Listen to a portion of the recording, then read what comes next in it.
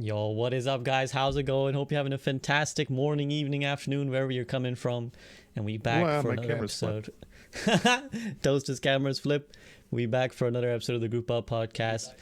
Hope you guys have been excited and delighted by the beta, those of you who got in. And let me quickly introduce my guests who definitely need no introduction, and we'll get right into it. So, in the bottom right of your screens is my fellow Brit rejoicing today in the political sphere, Stylosa. In the bottom left, with the flipped cam, EvilToaster. I'm good now. Hello. I'm facing the canonical direction. Awesome. And of course, in the top left, straight from Important Business Matters, it is KarQ himself. By important business, I mean, picking up some pet food. That is very important business. It is important. It's very, very important. Speaking of important business, we're here to discuss the second Overwatch beta, which has been a point of contention and delight alike. So first, real quick, let's get into it. Let's get a summary of how these guys feel about the state of the Overwatch beta, about the state of Overwatch right now. So guys, just general impressions of the Overwatch 2 beta. I'm going to start with Stylosa. How you feeling? It's much better than the previous beta. So I'm in like a very interesting position because I sort of stepped back from playing Overwatch the last 12 months or so. So I come into Overwatch 2 quite fresh. The first beta, I enjoyed it for a while, but it kind of started to get a bit long in the tooth. Probably just because of lack of content, if I'm honest. This one, though, I'm really enjoying this one. I really like the DPS passive change.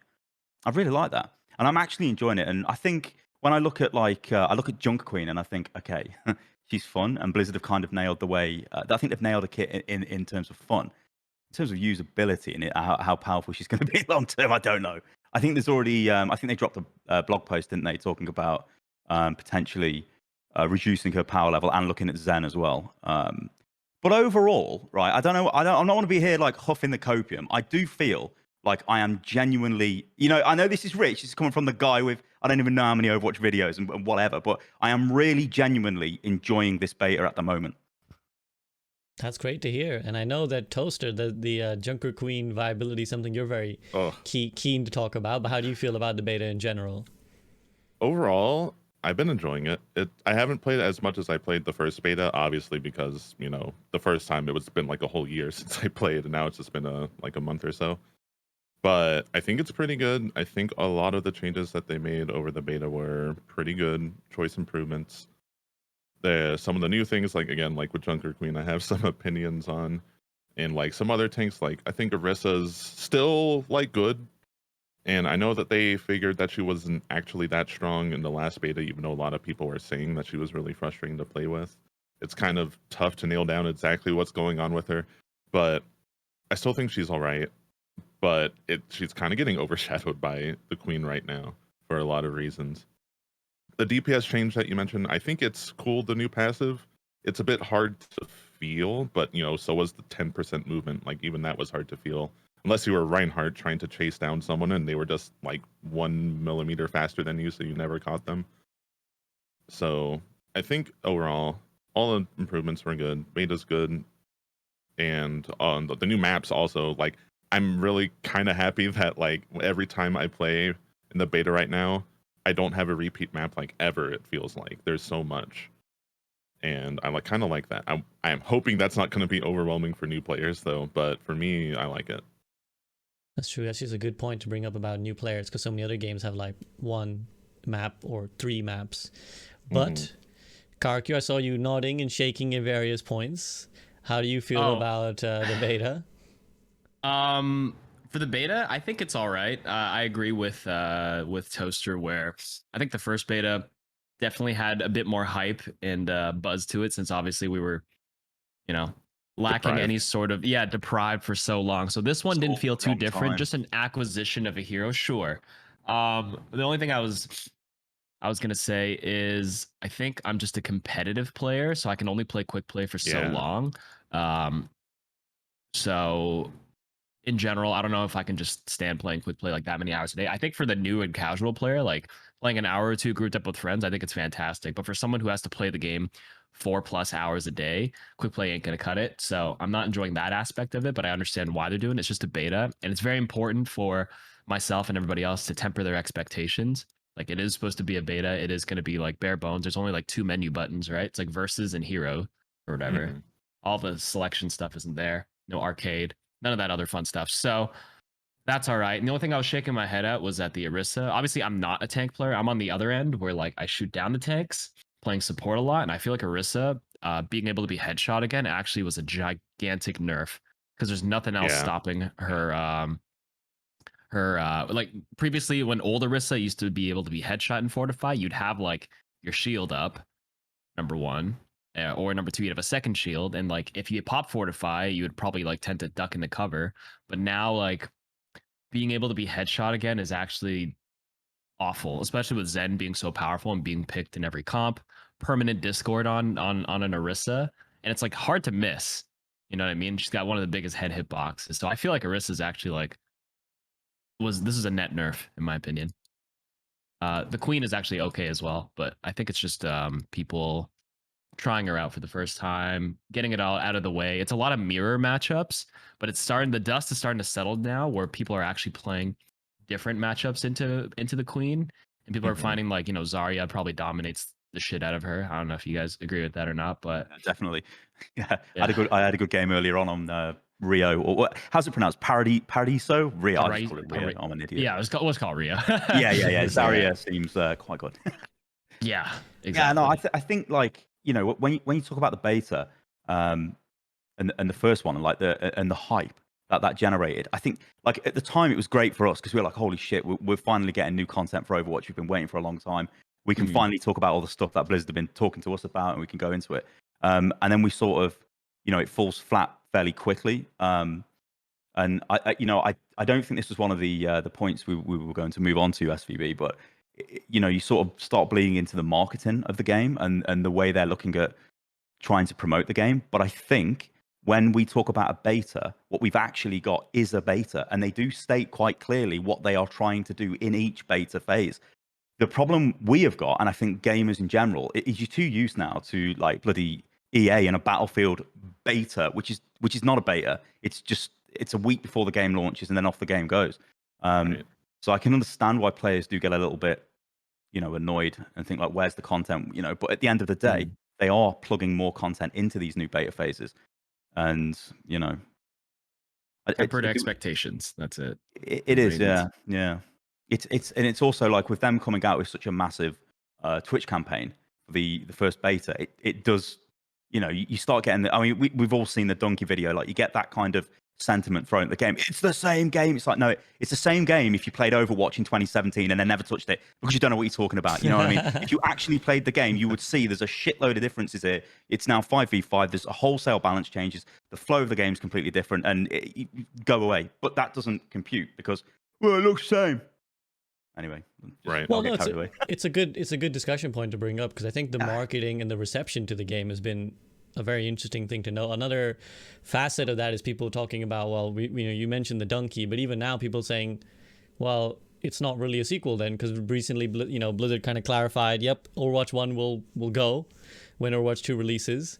And even the release is quote unquote early access, right? It's not even the full release of Overwatch 2 on October the 4th. It's quote unquote early access because we know the PvE is coming next year. So like, how have you felt about the general marketing and the reception that you've seen, where a lot of people are kind of confused? What's the betas? What's the release? What's the early access? I'm going to take it to KarQ first. KarQ, what do you kind of make of all that?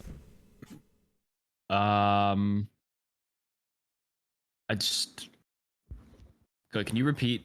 Just the marketing. Like, what do you make of the marketing? Yeah. Like, do you think it's been clear? Do you think like the message will come through how it actually operates? Or do you feel like people are just a little bit, it's kind of infringed upon the hype? Right, because we said it's a little bit less hype. Do you feel like that's kind of part of it? Yeah. One of the things I like pointing out is the fractionalized community on Twitch with the 2 categories. I like to bring that one up in terms of like relative to the marketing, strictly because a lot of these like promotional drops and events are all under the one Overwatch category instead of Overwatch 2, and then like the whole idea of not being able to merge the categories kind of confuses it, because I actually saw the Valorant player stream Overwatch today under the Overwatch 2 category, tens, and he was bringing in like 20,000 people just watching it, and people were just confused. I was looking at the chat. It was just like, what's going on here? It looks like the same game, blah blah blah. This is Overwatch 2, and I think that confuses the people who aren't like invested in the Overwatch community. And the marketing has just been a mess. But we all know it was like a last minute pivot, I believe, last December when they decided to change everything up. So I don't know. Just I think they need to like the job they're doing kind of works for the people who are invested in Overwatch, but I'm not even sure what the solution is to kind of get the general public, aligned with what is happening more than anything. Yeah, I don't have a solution right now. I really think that the way that they've tried to convey what Overwatch 2 even is exactly was really like kind of a failure, because even to this day, like however long it's been since Overwatch 2 was announced, people still don't understand. Like I still have people asking me like, what is Overwatch 2? Like, is it a DLC? Is it a new game? Why does it look the same? Like all those questions just come from this like lack of being able to convey through marketing what it even is. And I think the biggest culprit for that was literally the number 2 in the name, where everyone thinks, oh, it's Overwatch 2, and every other game that has a 2 in it is like a completely separate game. But here we are, where Overwatch 2 is just going to be a massive update to Overwatch 1. Everyone who has Overwatch 1 will have Overwatch 2, and that's just it. Like, that's simple. It's just a big, huge update where they're revamping everything all at once. But because there's this 2 attached to it, everyone's expecting something different. What other games actually did like a second version, but and eliminated the first one as a live service game? Did Destiny do that? I think when Destiny 2 came out, did they just shut off number 1? One old man I example, Planet Yeah, I Side. don't think so. Planet Side. Yeah, Planet Side. Yeah, Planet Side 2, when that came out, basically killed the old game. And you can imagine what happened there. It's like, well, the old game's better, blah, blah, blah, blah, and all that stuff. Oh. Well, the thing is, the other way as well can be risky as well. You take something like StarCraft 2, for example, where it's like you release, essentially it's the same game, but with like a different style or emphasis. And then you split the community that way as well, right? Because that was a whole thing where there was a whole large core of people who were like, we prefer StarCraft 1. It splintered the fan base and it kind of infringed upon the success of both franchises, right? So it feels like both sides have their risk. But is there anything you guys would have like maybe preferred in hindsight, or anything that you still think can be done to kind of help with that, confusion and conflict? What would have helped is if they had PvE ready to roll with PvP and it launched this year, but it didn't. And so they're in a situation where they're damned if they do and they're damned if they don't. If they leave the game for what would have amounted to essentially 3 years without any content, the negative sentiment. I mean, I hate that it's cool to hate on Overwatch. I'd love to live in that one bloody universe where Overwatch is not hated on by everyone. It's cool to hate Overwatch League. It's cool to hate, all this shit. I hate it. And it's like, I think, obviously they've had issues. We know Blizzard have had tons of issues. And the game now is they are trying to salvage the game. They're trying to say, hey, look, we're going to recommit to updating PvP. We're going to give you what is our new Overwatch 2 PvP, but it's essentially the evolution of Overwatch 1, of Overwatch PvP. But the main component, the thing which is the 2, the PvE, we don't have that, and we won't have that until next year. We actually, Yabara actually posted, well, it did an LA Times interview of some description and basically said that BlizzCon is back next year. And I would imagine that will be the end of the year. And I'd imagine the main thing there will be Overwatch PvE. It has to be, right? And that's when we'll see. You see, this is the other way of looking at this. Literally, it doesn't matter. It really doesn't matter to Blizzard right now. If this is going to sound crazy, but if no one's playing Overwatch 2, right, or taking part in it, what will matter is after their big marketing push comes, which has to be centered around the PvE next year, we're going to see a push, don't get me wrong, leading up to October this year, but it won't be the magnitude of the PvE. I'm sure that will be a massive push because that is how they attract new players. Well, the more I look at Overwatch 2, and I think the game is designed to attract new players, right? It has to be. You need new blood. They're going free to play and all of this stuff. But how do you bring them in? Like, what is your unique selling point there? Well, you're not a battle royale, you're not this, you're not that, but you've got PvE, and you've got all these developers that were involved in World of Warcraft. You should be able to build very rich and very deep systems for PvE to keep casual players interested, which helps us because you've got more players in the game. Then eventually they start playing competitive, and all of that stuff starts going. So I don't know. It's a really hard situation. It's bad. I would not like to be at Blizzard to deal with this. I wouldn't much prefer to just sit here and talk crap. Maybe give us a fleshed out mission right now in the beta as well. Maybe that would help, ease the tension a little bit. Yeah. One mission. I'm sure they got plenty of stories or whatever, but just give us. I didn't play the one in 2019 BlizzCon. Did you guys play it? I know Sty, you played it. I don't know if you played it, Toaster. Yeah. How was that? In all It was terrible, honesty, and that was the feedback we gave them straight away. We're like, so I think it had 3 difficulty settings, or maybe it had 4. right? I think it had 4 difficulty settings, and obviously our team was pretty good. Me, XQC, Seagull, and somebody to do with NFTs, and we was pretty good. And I think on the normal difficulty, it probably took us about 15 minutes to run through it, and it was like, oh god, we're supposed to be streaming this for like 5 hours. What are we supposed to do now? Okay, let's up the difficulty, and it was very basic. Like the talent system didn't exist at the time. It was that old school one where there was like 4 things you could select from, but none of them worked. Like, I think just the first tier worked. I think only maybe for May and potentially for Reinhardt, although I can't remember. But it wasn't great. Like, it felt like, and this is my massive worry for PvE. It just felt like Archives Plus a little bit. It was almost like Archives 1.1. That's what it was like. And I'm like, To be fair, that was 3 years ago. It's been 3 years. I'm sure like things have been better. Hopefully. Well, I think like if they're taking feedback from the event, obviously it's not just from the streamers that were there. They would take it from everybody and then look at the reaction. I with my tinfoil hat on, I think they were like, oh shit, we need to fix this and redevelop it, and that's why we've got a massive delay. But this is the question I see so many people. Too. Sorry, Toast. Just wanted to say, like, I'd love your thoughts on it. Like, I just want to say this is the thing that I see a lot of people, a lot of people expressing, which is that, well, yeah, it has been 3 years. What's been happening? Like, what have we been doing? Where is all this stuff? What do you think, Toast?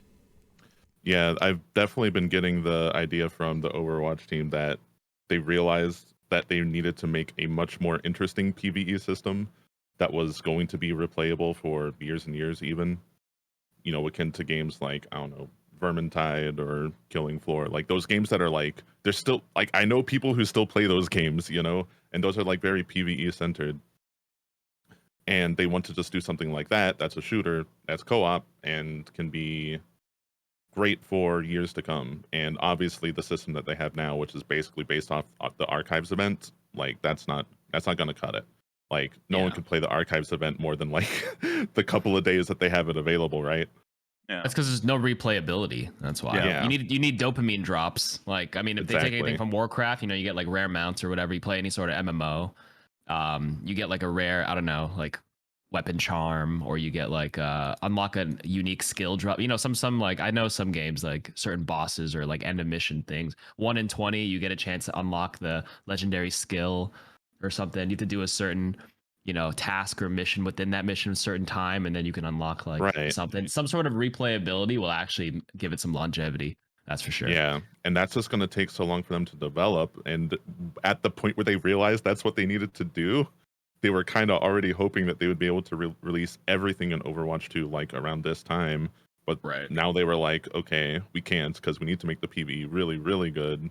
But people are so deprived for the PvP content, so we're just going to do what they're doing now and release the PvP first, which is a good move, but it's going to mean that like the full package when we get it released will not have everything that will make it seem like it's actually worthy of the 2 at the end of the Overwatch, And I'm worried about the possibility that they end up doing that like all the way through, where they like drip feed us the PvE events, so it's like they release 1 or 2 missions every other season or whatever.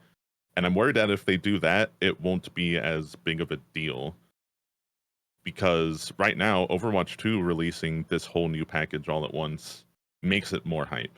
And I know that that's what they're kind of playing into, because as they were pitching the idea for Overwatch 2, I'm sure investors were going to be like, okay, how do we make this exciting? How do we make it worthy of all of this funding, And if they just released all of the content for Overwatch 2 over the last 3 years that we had no content, they wouldn't be able to have this as its own big event, right?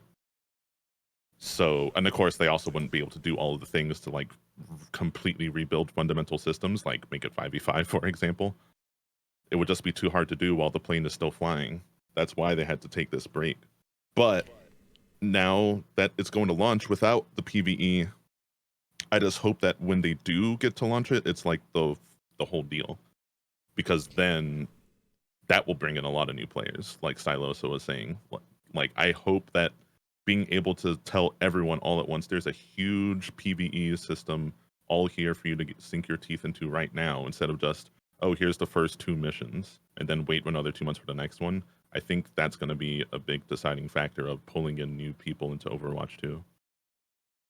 Well, it feels like that's in many ways encapsulates the really difficult rock and hard play situation Blizzard seem to have found themselves in for the last couple of years, right? Where it's like they have these grand plans. I'm sure in their ideal world, they thought we're going to release Overwatch 2 with all the PvP changes and the PvE bang at some day, right? When they announced in 2019, they probably thought we're going to let it all go. And then obviously we know the shitstorm that ensued, right? Jeff Kaplan leaves, Bobby Kotick, lawsuits, change of leadership from all around the place, right? Not just Jeff, but like all other players as well, and COVID, of course. And so they think, okay, well, do we either abandon the current community or do we try and give them something, the drip feed, as you said? And it seems like they eventually opted for the drip feed. The problem with the drip feed is it kills the hype. It's not the same as boom, Overwatch 2's release. Because imagine the 1 million concurrent viewers that we got during the first beta. Imagine if that's during the launch, right? It's a much different looking thing. But now we're at the point where it seems that every beta that drops, it drops with hype. And then we end up with, at least on Twitch, viewership that's lower than normal Overwatch 1 viewership, right? And so it seems like this rock and hard place where it's like either you drip feed and you kill your own hype, or you wait for this one big release, but that tortures the community who are mortally upset. And seemingly Blizzard were eventually, like, okay, we don't want to do that to them. And Sty, is that how you read it as well? So I think, obviously, Blizzard are aware of their concurrent player numbers, and they think, you know what, within Activision itself, we know how much money we can generate with our free-to-play Battle Pass models through Warzone. So if we can plug that into Overwatch 2 and then start generating revenue through the PvP, and then we can gradually start building up content, like a content pipeline. Like, again, this is another thing as well. I don't know anything about game development, but from what I've been told, Blizzard was Team 4 was under a heavy redesign to basically make the pipe fatter so they could produce content faster and change the way they've designed things for years and years and years, just to get it out quicker. And these things don't happen overnight. But I think, like, when I look at what we've got right now, I think we come back in a year's time and then we see the impact of the gradual updates to Overwatch, because we know, I definitely know, back in 2016, 17, and even 18, when the game was being updated, the game, it's getting more popular. It's not just going and then dropping off. Everyone's waiting for the next thing. What's the next seasonal event? Who's the next hero? Everyone's going crazy for that stuff. And then that's just stopped over the last couple of years because obviously the content dried up. So now they need to start again. Now, it's a completely different world, isn't it? Now you've got all these other games out there. There's everything is fighting for your attention, and it's going to be difficult for them to do it. It's going to be really, really difficult. Like, this is not an easy thing for them to do. But the thing Overwatch has got is it's a frigging good game, and the what would appeal to the extreme. Like, when I say a casual gamer, I'm not talking about someone like, they watch our content, but maybe they only play quick play arcade. I'm talking about someone who literally doesn't consume any shoulder content, anything to do with the game. They literally just play the game, maybe with their friends or whatever. They love the heroes, and so to me, it was absolute insanity that they stopped launching heroes. I've got this like vision in my head. I remember Jeff when he told me straight to my face in like whenever Echo launched, when I went over to Irvine, and he just went, "Yeah, this is the last hero until Overwatch 2," and I'm like, "Is Overwatch 2 coming out at the end of the year then?" He smiled at me. Yeah, right. Yeah, but it's unbelievable that would happen. But yeah, I think in a year's time we come back and we look and we think, have they done it or haven't they done it, or what's the state of the game? And then the next beat will be, whenever PvE launches, can that re-inject, propel this game back to the levels it was at? But then you've got all kinds of questions connected to that. Does it even need to be the level it was at? The game's probably sustainable right now with its current player base. Does it even need a new player base? Obviously, Blizzard want it to grow. They want to make money. They're a business, yada, yada, yada, and all those things get plugged in. So, is that how you read a KarQ? Like, see how it's going to go? Or do you already kind of have, your mind made up? I think they are strategic. I mean, a lot of the negative sentiment and the defeatist attitude is stemming mostly from. That's why let me preface this. I hate reading Twitter because that's all I see. Like, it's my least favorite platform by far. But I mean, I don't want to give Blizzard the benefit of the doubt because they haven't made the smartest decisions of all time. But, some part of me believes that they're smart business-wise, and they wouldn't do this if they didn't feel like their game would survive. I don't know how accurate the site was, but I saw the other day, active player base. I don't know where they get their data from. I have no idea if this is accurate or not, but it was like 800,000 logged in daily or something, or like 80 to 100,000 concurrent at any time. And I'm like, that's pretty decent. Like, we looked at relative to like Steam charts for other active games. Yeah. That seems okay for like a 6-year game, or sorry, 6-year-old game, especially that has no content. But this might be worldwide, and that might be maybe it's inaccurate, or maybe it's made up, or it's including like the Asian audience. Maybe. Yeah. I mean, a little bit. But the thing is though, Overwatch is not a dead game, and when people go around, oh, it's a dead game, it's not. We know it's not a great game. Loads of people play this game, but what's happened is it's lost the momentum, and it needs the momentum back, and they can do this with the updates. So yeah, like I am optimistic. I'm not sitting here and I'm not going to be like, oh no, it's terrible, it's had it. I don't think it has, because we can see examples. Look at the Apex Legends example. It launched and it's just got bigger and bigger and bigger as it's increased its content output. It's gone with the flow. And there's no reason why Overwatch can't do that, because it's a very unique game. Just ignore Team Fortress 2, but it's a very unique game. It's got extremely unique heroes. It's the engine is extremely efficient for what it's able to play on, and it's just it's great. It's good fun for people. It attracts competitive players. It attracts casual players. It's and soon it'll attract PvE players. So on paper, you have literally got the perfect product. You just need to support it. Yeah, I agree. And I think a lot of people, especially people that are like constantly looking at like concurrent viewers on Twitch for the whole Overwatch category, I think they're going to be really loud and annoying, because the way that I think Overwatch ends up getting back on like that top spot is not going to be just on the launch of the game. Because again, like if you look at games like Apex Legends or Valorant, like they had really big launches, but then they dropped down to like below Overwatch numbers on Twitch for a while.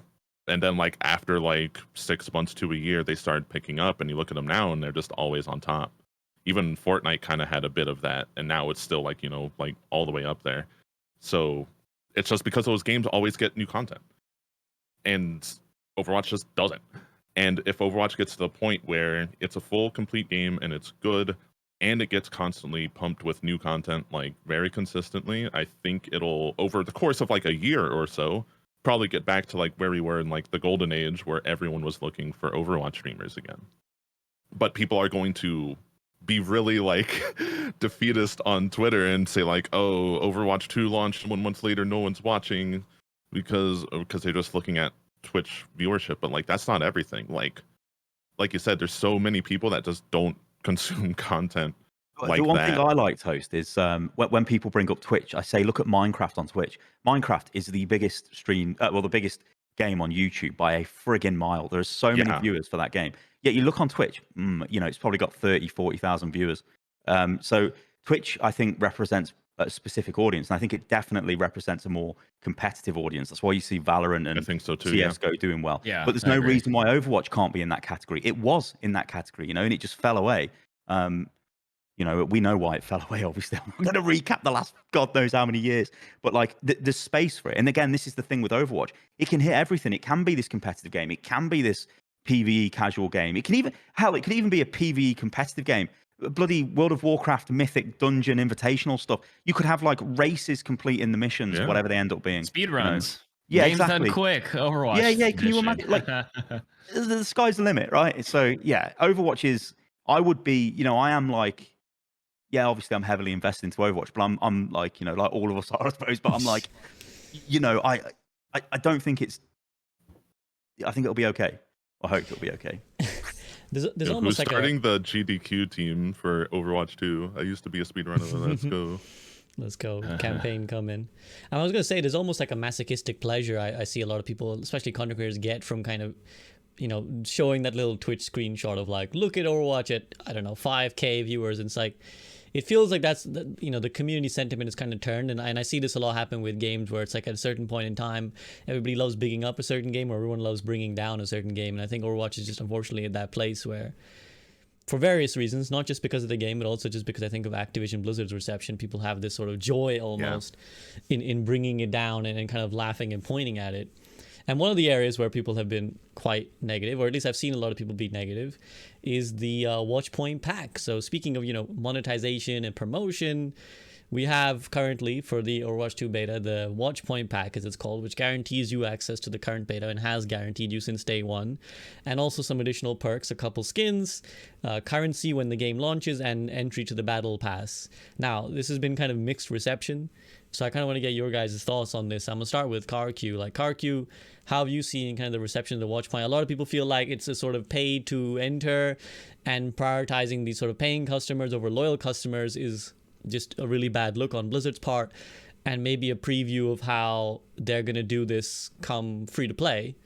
Whereas other people feel like, nah, this is just industry standard. So where do you land on that spectrum?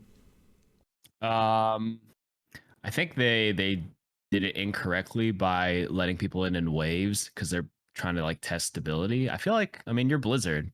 Did you really think they would really get that overwhelmed in terms of like a surge of players? I don't know about that, but I think they should have done it like Lost Ark style, where or even like early Valorant style, where if you make a purchase ahead of time, you get like other perks, but don't like limit the people who want to like access the game on day one for the beta at least. The fact that people are like coming in different waves is kind of killing the hype, because then they just get this massive FOMO, which I know they're trying to capitalize on, because they want the FOMO in order to incentivize people to make that $40 purchase in order to get the game to play with their friends. But it seems really predatory in practice. I'm not a big fan of the way they implemented that. I think the stuff that Watchpoint Pack offers is fine, like a bunch of skins, but not enough currency to cover 2 battle passes. But I think they probably should lower the cost. Instead of $40, maybe like $25 or $30. Get the same stuff. Remove that whole like get beta access on day one. If you buy it ahead of time, you get like a bonus, I don't know, like 50% more currency, because you bought it early on to say, thank you and support. And I think that approach might not have been met with as much negativity as the current one. But like, it's hard for me to look at it in that lens, since obviously I'm a content creator. I'll buy it anyways, because I'm this is our job and stuff. But it's just hard.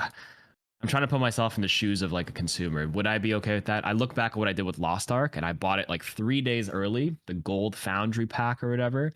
You just get a bunch of like perks, and that's it. And if you didn't want to, you could wait, but you were guaranteed the game would come out on X day, so you could play it for free. So I think the beta, June 28th, everybody should have been let in. If you bought the Watchpoint Pack a week early, just get bonus stuff in the package. That's all. That's my look at it. Toast, do you agree with that? I think, well, the way that I see it is just like the Watchpoint Pack is Overwatch 2 player value, because it's like you get a battle pass, you get free currency that's worth like presumably 2 more battle passes, and you get exclusive skins, and of course you get the game. And if you want to play Overwatch 1 right now, you could do that. And if you want to play the beta right now, you could do that. So I think that's worth $40. That's pretty good.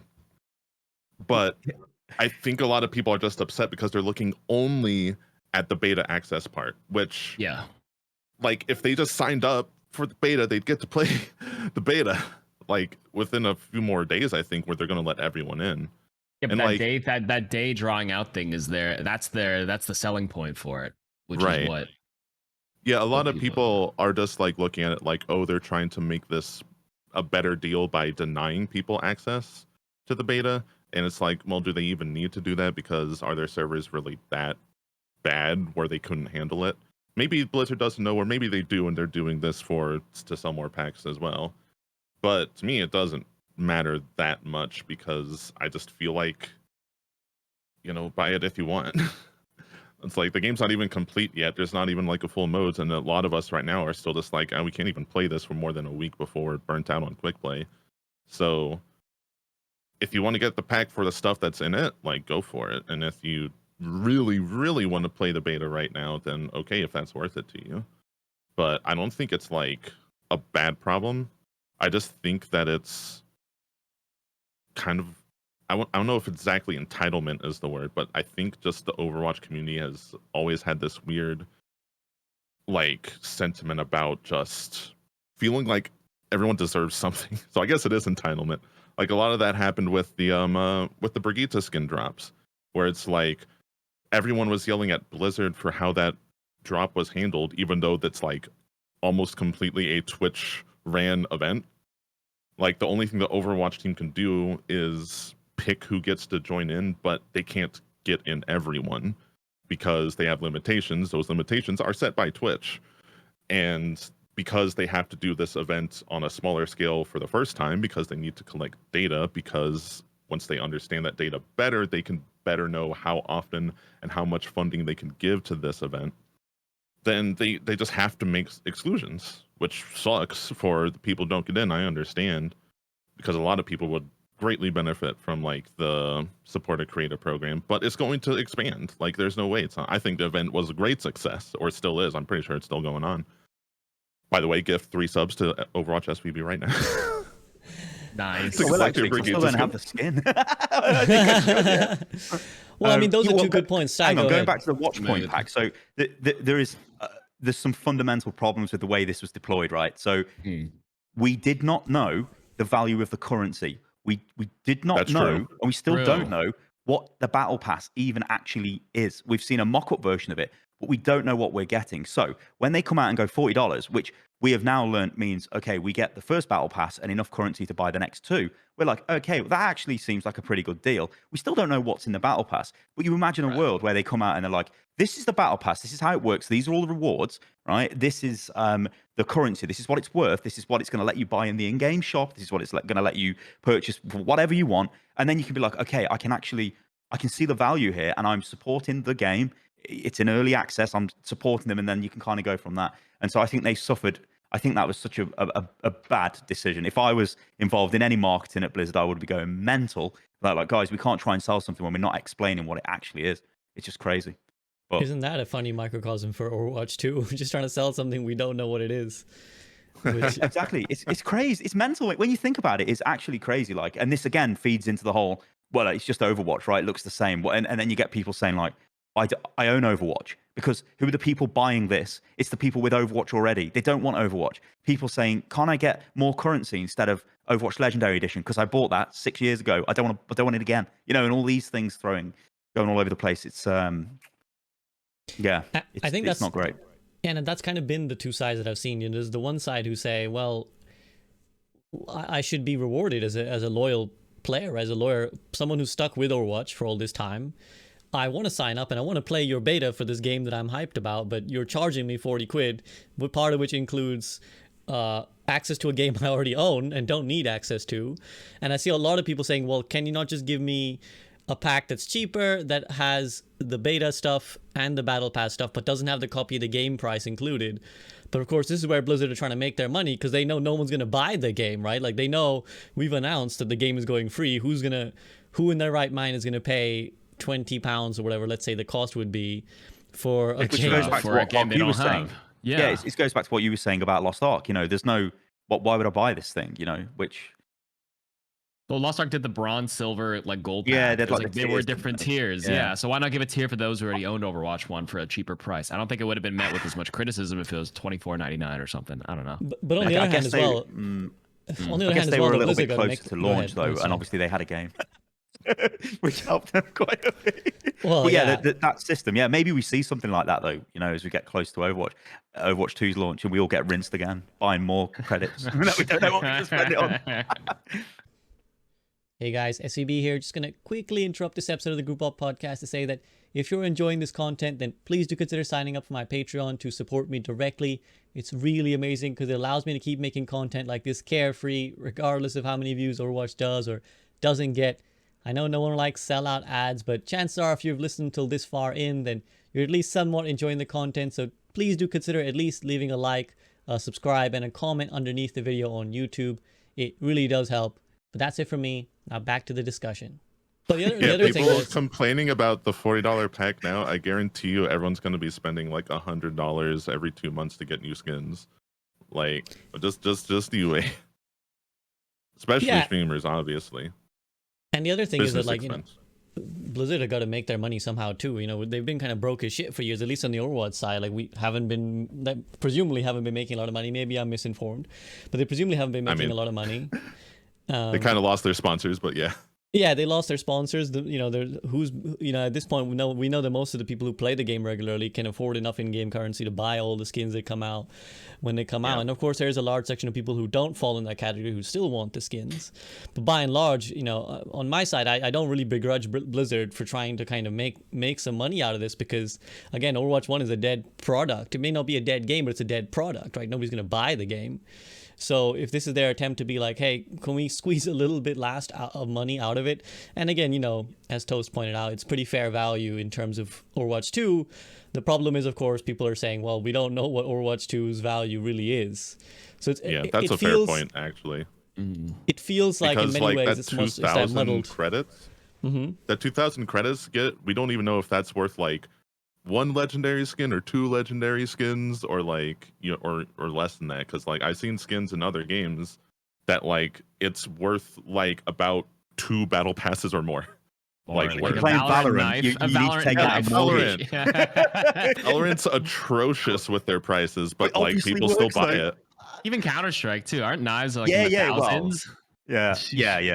The rare. Well, I think some of them are like hundreds of thousands, aren't they? The little switchblade knife, I think. Yeah. Crazy.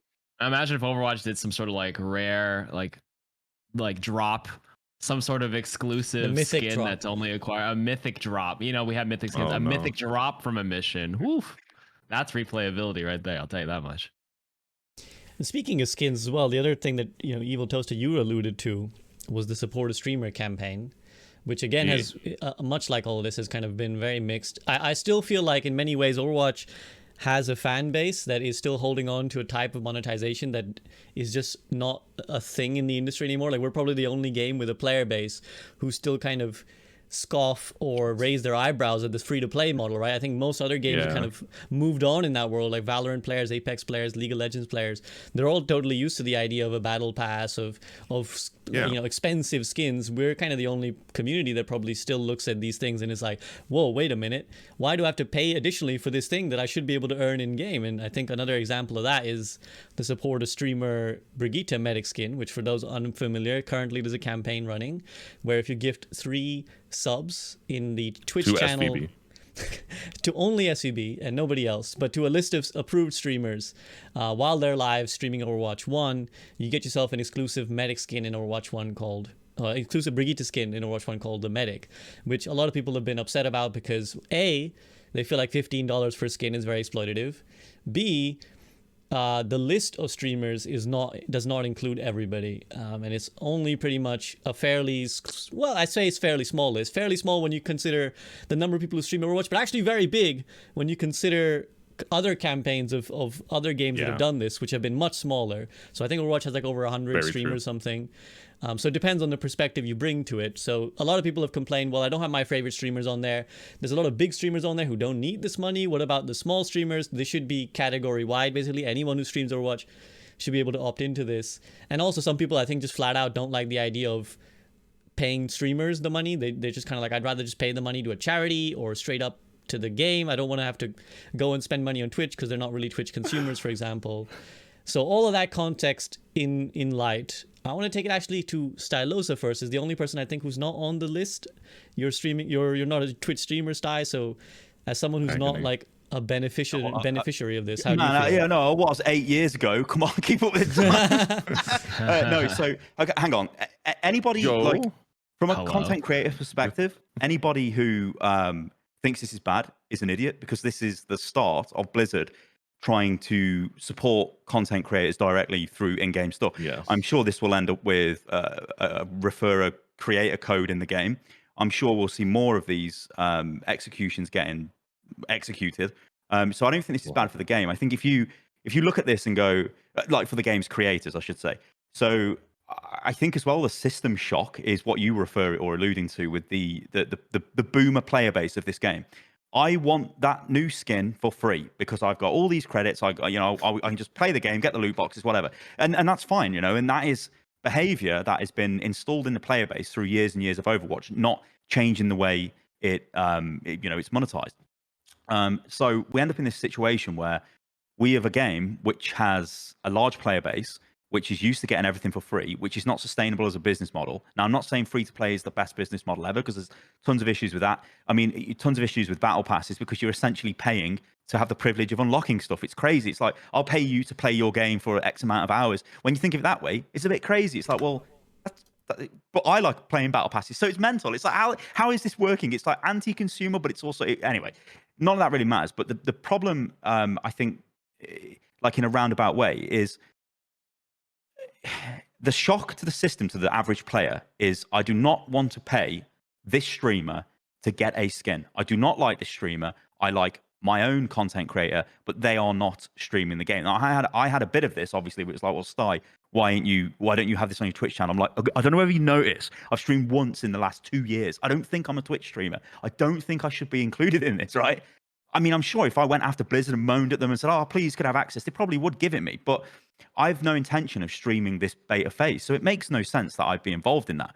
But I don't care, because, like I said, this is the beginning of potentially a lot more support coming the way of creators, which will help creators, which in turn, like, you know, enables them to invest in their own channels, produce more content, which helps the game. I mean, at the end of the day, content creators are just a marketing division for whatever game they produce content on. That is not regulated by the company. But the companies can be clever, and they can do things like these support creator systems, which do nudge you in the direction of, I will be a bit more positive, whether you like it or not, because you will be, you know, benefiting from it monetarily. But that's not a bad thing. You know, if the game is genuinely doing well, if what they're offering is great, then it's fine. You know, not all of that is fine. I just think that sometimes there's a little bit of maybe some people's reactions initially was a little bit short-sighted from what I was seeing, especially from streamers and stuff. Some of which I think should have been included, just because of what they've done over the years and stuff. And some were retroactively added into it, but it still doesn't solve the problem of, you know, hey, it would be great if it was category wide, which I'm sure it will be ultimately. But as a test, I don't think this was too bad. I think it was fine. I think do all three of you guys on it? I mean, have you? Well, that's the question. Have you guys noticed a positive impact from support streamer? I have a lot to say, but I'll let KarQ go first. It's been a while. Yeah. I mean, I can't lie and say I haven't benefited from it. It certainly helped me a lot. I agree. I think it should have been category wide, but like as a tester, just to make sure the system works. I mean, even like for years before, it's like people, like creators were like, oh, we need some sort of creator support, creator code, something. And then, like, you know, the community who were supporting them were like, yeah, you guys should get support. We love you. And then, like, you know, they actually do something for us. And now it's like, oh my God, I can't believe, you know, it wasn't everybody, or I don't want to pay this much for this person. There's so many different like pieces of the community, and you can't please everybody. That's like the most important thing. You actually you cannot. It is impossible.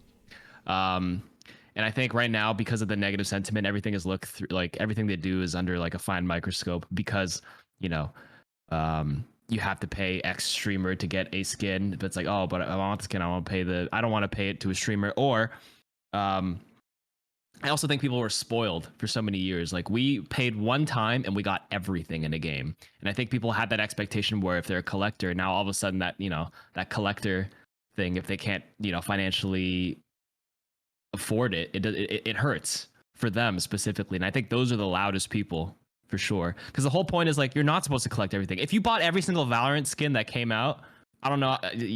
You're not supposed to have everything. You're not supposed to have everything.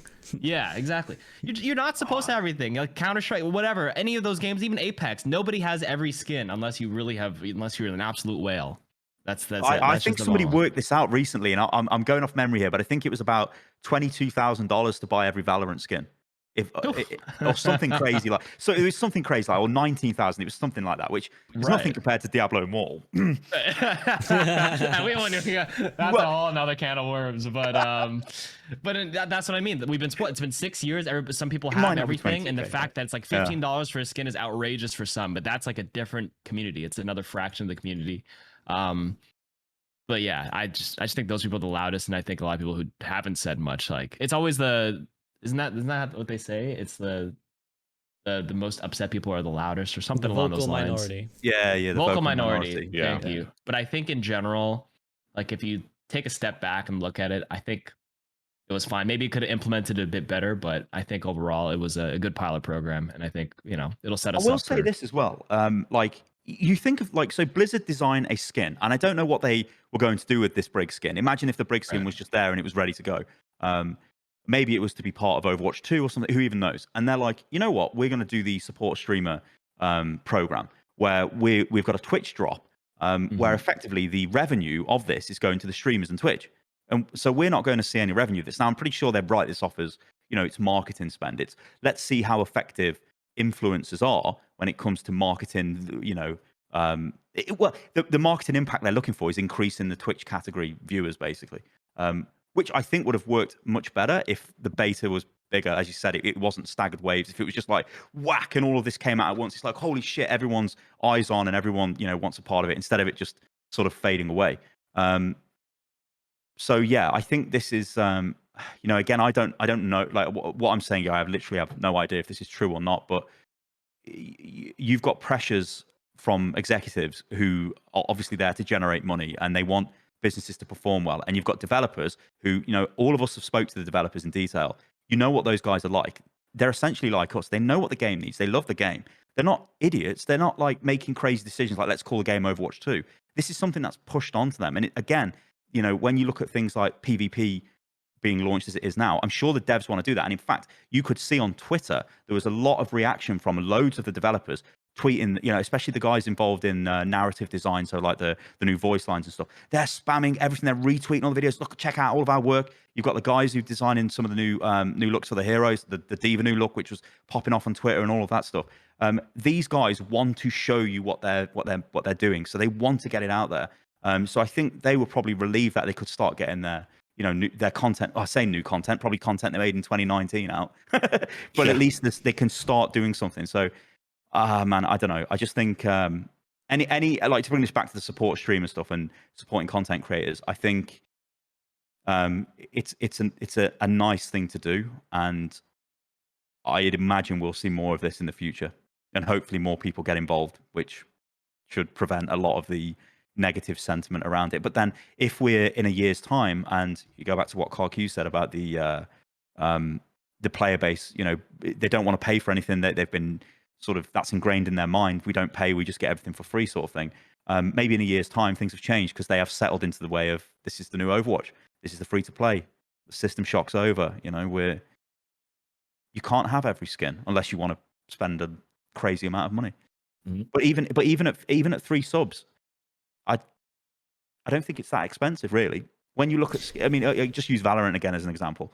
You can get a brand new, and think of what you get in a legendary skin, right? So I really like that Brig skin because I played StarCraft 2 and StarCraft, right? But I get if people didn't play those games, they just look at them like, well, this doesn't look that great.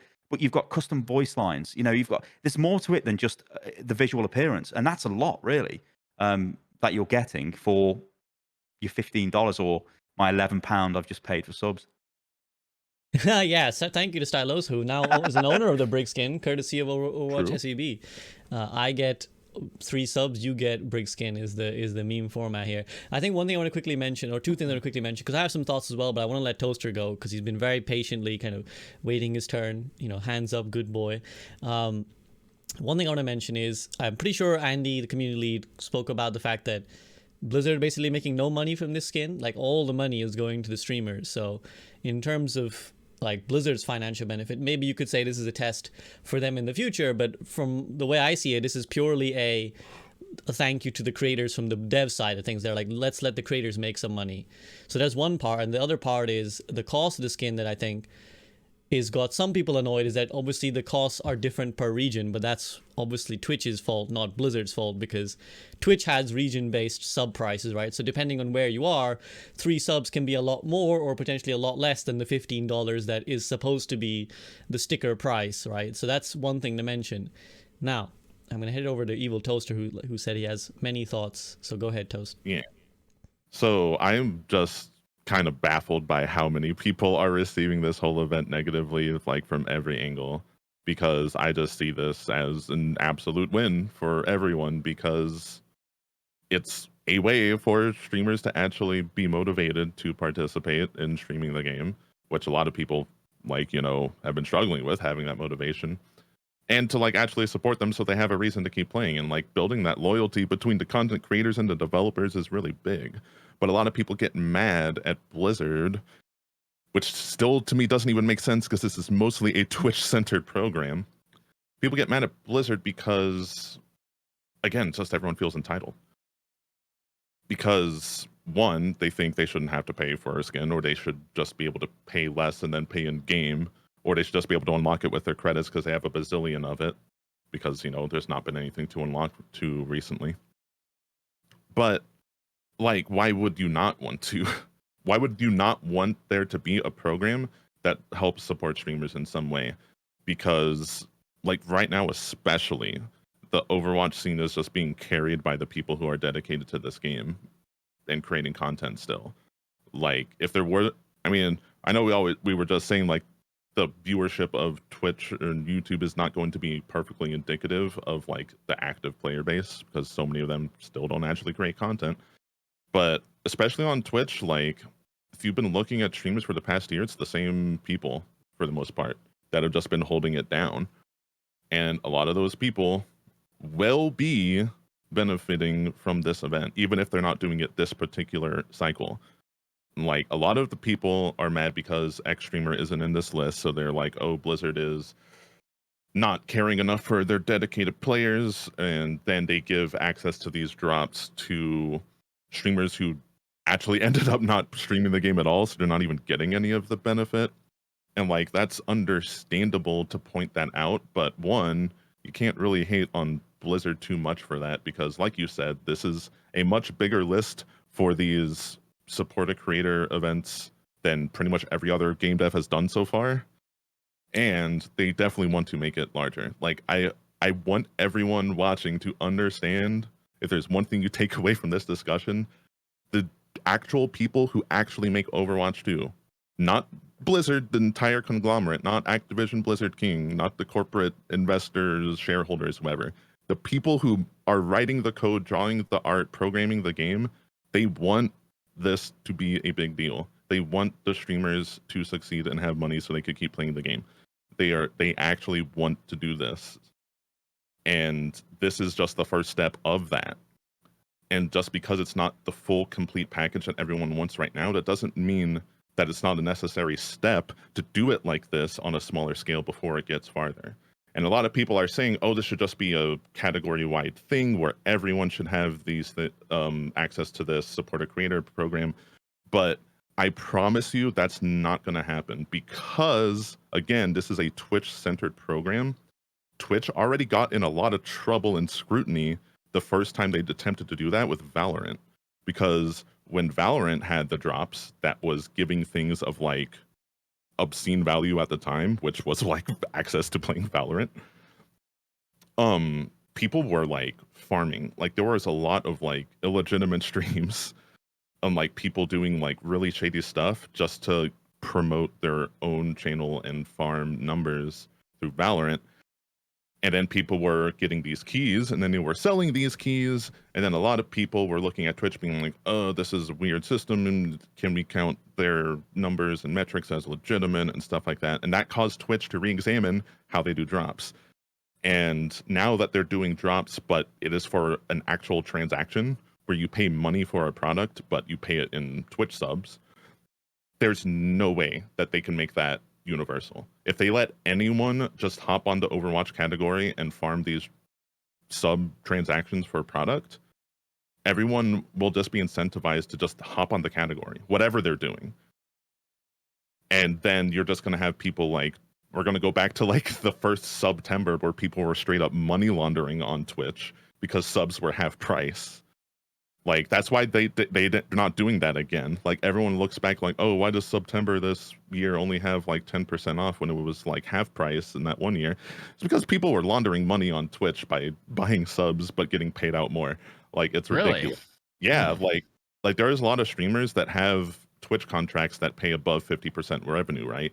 But at that time when Twitch subs were $250, if you just paid subs, you get paid more back. So people were just, yeah, That was a Holy big deal for a while.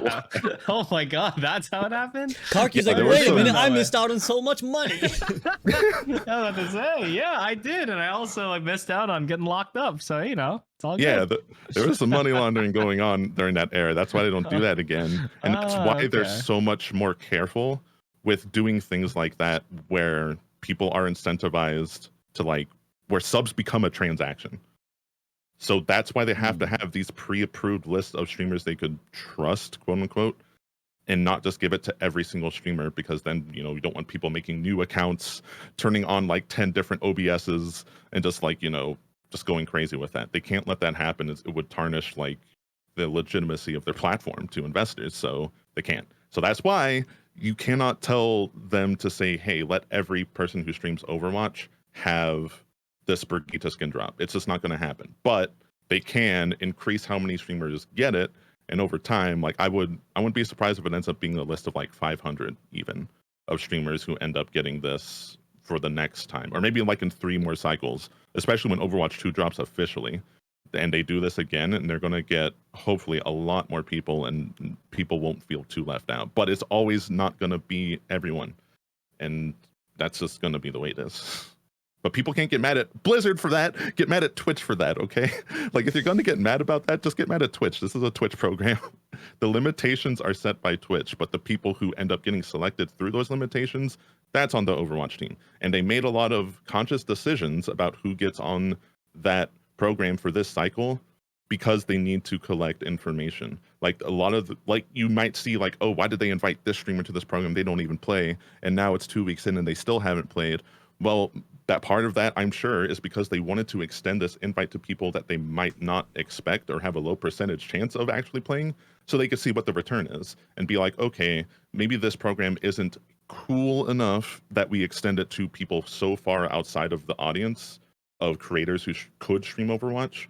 And then maybe next time, depending on how they interpret that data, they'll keep it more inside. Yeah, Well, I mean, well, I was just going to say, like, if you look at marketing dollar spend, obviously to get XQC or Asmongold to stream the game for a few days would be massively expensive. So you just throw them drops. Maybe they come and stream, maybe they don't. Even if they do for a few hours, you add that to your total watch time, your total engagement generation. It adds to your minimal dollar spend, because effectively all you're doing is basically designing a Brig skin and then having the man hours to sort of, you know, manage the category and whatever you need to do for the back end. And that's kind of what they're going for. And I mean, again, this ties into people moaning about these large streamers that were involved. I mean, this event is designed to get new people into the category. You can't just give it to the, like, just have it inclusive to just Overwatch content creators. You need to try and spread out. And I agree with what you said, Toast. It is like, you know, it's a low percentage chance that you might get. Like, it just tends to have drops. Maybe he does. If he does, he needs to get himself into the Overwatch category, because he ain't going to get dropped in the Overwatch 2 category, is he? I'm not sure if he's on the list, but he would be an example, right? So Yeah. very low chance that he would do it. And I looked at his stream quickly, and he just says, like, I'm at home, so I'm just gaming 24/7, and he's just playing whatever. So I guess it's a win-win there anyway, because he's doing it without the incentive. Yeah, if Tens Yeah. had those drops, he'd be farming right now for sure. And it was in the correct category. Well, and this is where, you know, really appreciate your POV, Toaster, because, you know, not everyone is perhaps familiar watching, but you're a Twitch ambassador, so it's nice to have that sort of almost insider perspective. Because I think a lot of the times when stuff like this happens, people get mad at Blizzard. Another example of this is the console stuff, where people often get mad at Blizzard for stuff not being ready for console, but it actually has a lot more to do with how the consoles, like what rules they set. And this is another one of the examples. And one more thing I want to quickly add, because I know we've kind of dwelled on this for a lot, and some people listening will be like, why do you keep talking about this supporter streamer thing? I'm over it, I don't care. But I think this is a really important microcosm of how we might operate in the future. Like, this is an issue that's going to come up again and again, because stuff like this is going to happen more and more as we go free to play. So one more thing I want to kind of add is, I feel like both on the consumer part and on the content creators who were left out part, there's a lot of the gripes, I think, come down to the idea of a zero-sum game. So for those not familiar, the zero-sum game basically means for one side to win, another side has to lose. So for someone to go +2, An equal someone amount. has to, yeah, an equal amount. Someone to go +2, someone has to go -2. And I think for a lot of, let's say, consumers, they're like, why is T-Pain on the list? Because T-Pain is never gonna stream Overwatch. And kind of Toaster already kind of explained this a little bit, but again, I think the key there as well is that T-Pain being on the list isn't really stopping your like 5-viewer Andy favorite streamer from being on the list. Because I'm pretty sure Blizzard's policy will be like, this person we're okay with, this person we're not okay with for now. So on that one hand, I wouldn't resent, because this happened in the beta drop as well, where people are like, why is Pokimane given the beta drop thing? Like, why is she, you know, given access to this? Well, Pokimane getting access doesn't stop your, you know, again, your 10-viewer streamer from getting access. Like, they chose Pokimane because they wanted Pokimane, and they didn't choose your person because they didn't want your person in at the time being. So there's one element of that. And then from the creator side, because I know there's a lot of fellow creators who are upset by this, who are maybe listening right now. And I do want to be sympathetic because I understand what it's like to be on the outside looking in, right? I remember when this happens a lot when they do these spotlight streams as well. A lot of people feel like, where's my chance, you know? Or I see a lot of EU creators who are like, well, EU always gets ignored, like what's going on here? And I got to speak up for them a little bit because obviously being European as well. And I felt like that too. So I've been there. I felt that like FOMO, I guess, or just like, well, why? Why do I keep getting neglected? I'm putting a lot of hard work in. And obviously there's the explanations of, well, Blizzard only have so much mental resource, like the 3 community managers can only do so much. They have to do one person at a time. They can't get everyone in. It's not a pure number game. It's about trying to balance out the kind of types of people who are on the list to make sure that there's a fair representation of all different kinds of creators. But on a larger front, I know Frito, my friend, the, you know, lead of your Overwatch, kind of had this little video where he spoke about you know, this issue, and then he had to make a further video clarifying. And the point comes down to this idea of like, Blizzard spotlighting you doesn't necessarily define your success. And I think I just want to chime in real quick and just say that like, other creators popping off doesn't hurt you, it'll only help you. And again, I understand like in the temporary term, it of course sucks not being able to get the money from the supported streamer. So I can't sit here and be like, don't worry about it, man. Like, you know, it's all good. While I'm raking in money, I'm not actually, but while I'm raking in money and, you know, everyone else is losing. But in the long term, the bigger picture, and let me just give you like, just from a pure algorithmic POV, because I think this is important for consumers to understand as well, for players to understand. If a YouTube video pops off, it's actually really good. It doesn't matter whose YouTube video it is. If it's in the category of Overwatch, if it pops off, it's good for every Overwatch creator. Because let's say that, Yes. I don't know, my man Nateson, right? He came back, made an awesome video about the rise and fall of Overwatch, got like 1 million views. Nateson's video popping off, getting 1 million views means every time someone watches his video, at the end of that, they're going to get this recommended up next screen. And that up next screen is going to have a bunch of Overwatch videos because someone has just watched an Overwatch video. Similarly, if they click on his thumbnail, then the algorithm says, oh, you clicked on an Overwatch thumbnail. That means you want to watch Overwatch videos. So now the homepage is going to show more Overwatch videos. So it feels rough sometimes. I know how this, you know, operates. You know, you watch someone else succeeding and you think, damn, that's my view being taken. And again, this is where I think the whole Pokimane streaming Overwatch comes from, because it's like, oh, that's my view being taken by someone else. But in reality, certainly from the YouTube side, it means it's more likely your video gets viewed. And if one video popping off in the category means everyone's popping off. And it's kind of similar in Twitch too, not so directly, because there isn't like that same algorithm pushing you. But again, someone watching the Overwatch category, there's a much higher likelihood that that view will filter down into the next person when that person logs off, right? If there's an interest generated in Overwatch or Overwatch 2, it makes it that much more likely that viewer is going to stick around and watch. So, I mean, I know a lot of people listening are going to be like, oh, he's just a shill. He's just chilling right now because he needs to say this. But genuinely, just from someone who works on the back end of YouTube and Twitch, like just purely algorithmically, it helps. Anyone popping off in that video, I think even Donkey shitting on Overwatch helps Overwatch because people have clicked an Overwatch video. Sai, I feel like you want to say something.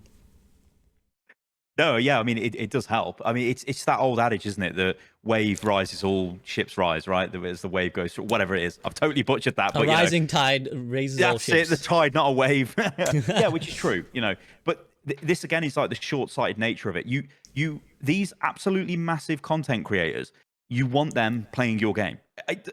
I don't care if all of them started playing the game. That's great for everybody, not just content creators, people who play the game as well, because you get more content, you get more eyes on the game, you get, you know, more people getting invested in the game, and the game just benefits from it. But I think a lot of the negative sentiment from specific content creators is, Blizzard, you're not acknowledging me, you're not giving me the same chances as everybody else, which I can understand as well.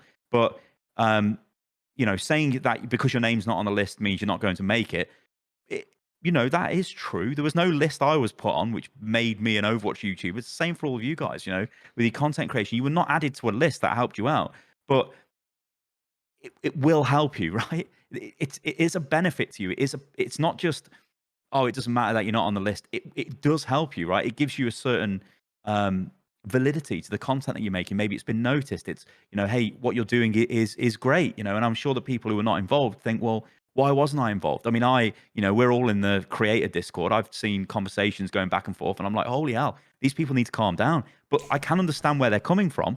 But it's like, you know, it is a difficult situation, and at the end of the day, they're not going to please everyone, right? But it's good. I just want them to please, content creators, realize anyone making content on this game is good for you. It doesn't matter where the content is; it is good for you. And Period. you know, great. Yeah, It's stressful, Yeah. man, making Overwatch videos. it is stressful. We're kind of like the brethren that kind of shoulders on each other's, you know, to cry on. So we got to keep that, you know, got to keep that attitude. But again, I understand that it's rich coming from us, because maybe people look at us and they think, well, we've already made it, quote unquote, we're already set, and Blizzard already likes us. So I understand. But again, as someone who's been on the outside looking in, it, you know, you may not appreciate me when I say it, but it is like one of those things where you just got to double down and make the better content. Because like I've been there as well, where I'm like, why aren't my videos popping off? You can lament and cry at the, you know, the clouds, or just try and like, okay, well, why is their video popping off? Let me see if I can learn something from it. So anyways, that's kind of my thoughts on that. Anything else before I move on? Because we need to actually discuss the beta. Oh. I have a little bit to say. What about you, KarQ? No, I don't want to. I was just going to echo what they were saying, so it's all good. I just, period, more volume in the category, better for everybody. That's it. Yeah, I agree. Like, to quickly like add on that in my own way, it's just I really also would like everyone to understand like that, especially now that all the Overwatch creators are much more like interacting with each other and tight knit, which I feel like is a bit of a contrast from how it used to be in like year 1 and year 2, where I feel like everyone was like subtly competing with each other in a way. I feel like it's really important to just recognize that in well maintained circles, like if just some of the streamers are going up, like it's good for everyone. Like whenever someone's eating, we're all eating, because we're sharing this whole audience with each other in the Overwatch category. So everyone that is a streamer should be happy that this is a thing that is being built, this whole program, even if they're not in it on this first wave, because there's going to be more, because I think that it's been really successful, and I think the Blizz team probably thinks it's successful. So they're just going to expand on it, and they're going to find more ways. I'm sure the Twitch sub thing is only going to be one way that this will end up going down, because like Stylosa alluded to, maybe we get the creator code system like they have on the Epic Games later, and they do that across the entirety of like the Blizzard launcher service. So even Overwatch streamers can be like, hey, if you're playing Warzone and you want a new skin, then put in freaking code SVB to get 5% off, and then I get commission. Or STY. I'm getting so much free promotion. I should do podcasts more often now. Yeah, but if all of that goes down, it's good for everyone, because again, like even the smaller creators, if they're interacting at least, then us going up just means we got more to share. Yeah. Okay, I'm not gonna keep dwelling, because I know some people are probably like, fucking big content creator shields. But okay, moving back to the actual substance of the beta. Now, one thing that I know in this podcast as well has been a hot topic, and I'm very curious, in particular, to hear my man KarQ's opinion, is the state of supports, because that's kind of been, you know, in Overwatch 1, I feel like tanks have always been the stuff people are like, man, tanks suck. What are we gonna do with tanks? What's going on? Nobody wants to play tank. All of a sudden, we remove one tank, we make some beefy one tanks in the game, and now support is the role where everyone's like, I don't want to play support, it's boring, this, that, the other. So KarQ, obviously support queue times are very, very bad, very high, seemingly no one want to play. Is it a case that some people say supports are still broken, it's just that there's not a new hero, which is why people aren't playing, and you know, people are just not used to having to work hard for their SR or, you know, their wins in Overwatch 2, whereas other people say no, actually there's something fundamentally wrong with the way supports are and we don't get any love. So as a support player, how do you feel on the state of supports in Overwatch 2? Well, first of all, I don't think there's long queue times. I was flex queuing DPS and support. I was getting more DPS games than support games because number one, supports are OP as hell in this beta. I'm just gonna I say agree. it straight I on. agree. Hey, listen, the Zen buffs, 2 giant buffs, Baptiste with the instant heal, insane. Brig, even after the rework and loss of the stun, it was like 1 nerf and 5 buffs into every other part of her kit. So she's fantastic right now still. The only one that's questionable is like Mercy right now because of all these like weird iterative changes, experimental changes right now. But even like on the hidden stuff, you know, all knockback in this game and the physics is faster. So you notice like Lucio wall riding is actually better. And then Junkrat, if you like double mine, you like fly to the moon right now. It's actually like kind of crazy. So that made, you know, Lucio better. But right That now, explains a lot. yeah, supports are like really good, and I disagree with people saying like they're boring. In terms of like, in terms of people saying that like supports had it easy back then, I just don't. I think that there's so many different play styles to a support that it's hard to like package it into just like, you know, just AFKing and you'll climb SR. Is that what you're alluding to, SVG? Yeah, Like, I mean, regarding, for context, in the last podcast, you know, I had Sam, Frito, and Flats come on, and both Flats and Sam just went on, you know, long rants about how support's basically free SR. Frito talked about as well. It's just free SR. You play easy clap. It's the easiest to roll. You sit behind your tanks. So that's, and a lot of people in the comment section didn't approve, basically. So I don't that's the agree with that context. either. I think that's just a really easy take. I can agree to a certain extent that Baptiste was easier to play in the first in Overwatch 1 strictly because you're just safer with like more frontline and you just had to kind of like aim in one direction and kind of you do get a lot of value by just putting the lamp down. But to say if you just do that and you'll climb, that's pretty that's too simplified. Like there's just did you guys know there's like if you look at the top BAP players, there's a couple of players that have more damage per 10 than healing per 10. More. And to say that you just have to be a heal bot and you'll do well is like someone like Baptiste. I'm just using that as an example. It's just grossly oversimplified. So biggest thing is I actually think support's more fun. Zen is really fun, probably a bit overtuned right now. BAP is like really intense right now with the instant heal. Really shines with like, yeah, it works well with Junker Queen, works well with Ryan, works well with Orisa. That being said, I actually think supports need to be nerfed, if anything. Like right now, they did nerf it in this beta where it's like 1.5 seconds before the passive kicks in, but that passive is actually really powerful. I'd argue it's more powerful than the DPS one. I played a little bit of DPS. The switching thing is like nice, but it is situational. And I feel like DPS kind of lost out. I think they could have included that switch thing and something else with them because it feels like, what if you don't need to switch? Then what? DPS got nothing. Yeah, I kind of tweeted about this as well, where it's like it's a passive that only kicks in when, because generally switching means something went wrong. Right. Because so what if things are going right and you got nothing? Yeah. There's nothing to benefit. But supports, no matter what you pick, no matter what happens, you will always get that passive kicking in. For tanks, they all got like this, like all knockback resistance, no matter what the state of the match is. But DPS, depending on the state of the match, you know, there might not be any benefit. I think they could have actually just kept the move speed plus this. I didn't feel like DPS are that crazy right now. I don't know if that's. Why do you think they removed the movement speed then? Do you think that could have been in reaction to to supports moaning about DPS moving too quick? Because it's strange. Maybe it is, but I mean, it'd be very weird if that was the reason behind it. I feel like they like to do like a give and take thing, and sometimes yeah, they always do that. They always do that. They feel like if they just add and add, then it'll be like, oh, there's so much like bias. But that happened with Symmetra too. It's like, okay, we're gonna add some stuff. Let's just take away a bunch to not make it feel too overwhelming. And that's like, well, shit, maybe we didn't need to do that. So I think with DPS, it's like, well, shit. I mean, why don't you give them the movement speed? I don't really think that affected it too much, to be honest with you. But yeah, my biggest takes, supports are fine. You need to play it. You need to adjust a little bit. The micro is macro or micro.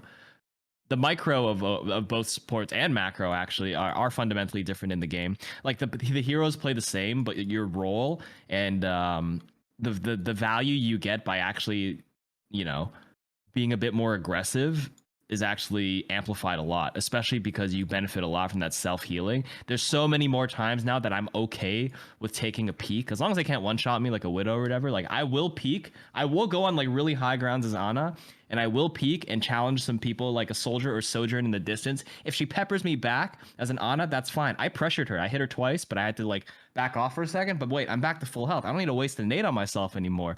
Like it opened up a whole new avenue, like a whole new play style. Well, I mean, you could have always done that with that sort of play style, but it's like it greatly benefits from this new passive, and you just have to adjust as support. And I think it's underrated. I find it overpowered. I think SUV, you said the community doesn't think supports are. Like I said, I don't like to read Twitter. I actually don't read it that often. I mean, so it's always hard to say. It's always hard to say what the Yeah. community feels. I just know that obviously the queue times are the worst for support, and that's kind of an implicit voting. I don't think there. that's They're not. true. They're like I don't instant think it's queue. true. No, it's not. As in, But sorry, as in support is worse, so as in, yeah, you queue fast, as in nobody's playing support is what I mean. Yeah, right? Like, yeah. that's what I mean. Oh, Like as in There's worst not as in enough like support players. Yes, that's sorry, I misspoke. So that's okay. what I mean. Like everybody wants to play the other roles, not support. it's just tank right now. Yeah. Yeah, but it's Junker Queens amplified that. So Yeah. I'm getting faster DPS queues in support. Just saying. Well, one thing I want to add, EVA made a good point in Twitch chat, which is that perhaps one of the reasons for removing the DPS passive is that they've added another hero with speed, and Possibly, obviously they don't yeah. want too many speedy boys running all around the map. Sure. One thing I kind of want to say on my piece, as someone again who's like a converted support main, because I didn't really speak up too much in the last podcast, and a lot of my a lot of my YouTube comments were giving me flack for not pushing back enough. I was kind of saying my POV is that the way I would sum it up, I think supports went from being the least punishing role in Overwatch 1 to being the most punishing role in Overwatch 2. And the way I would define punishing is that obviously the game gives you negative feedback when stuff goes wrong, right? And death is like the ultimate negative feedback. I feel like in Overwatch 1, the thing is the tanks have the most punishing play. You make a mistake as tank, you step somewhere wrong, you die, like you get blown up in an instant, right? So you feel the negative feedback when you fuck up. DPS can be like that as well. To kind of really get any value, you have to step into somewhere, take a duel that kind of has a strong likelihood of negative feedback, right? You mess up, you die, the fight gets lost. I think the reason support often people have been griping about easy, because I don't like the word easy. Easy is a very subjective thing. What's easy to one person is totally different than what's easy to another person.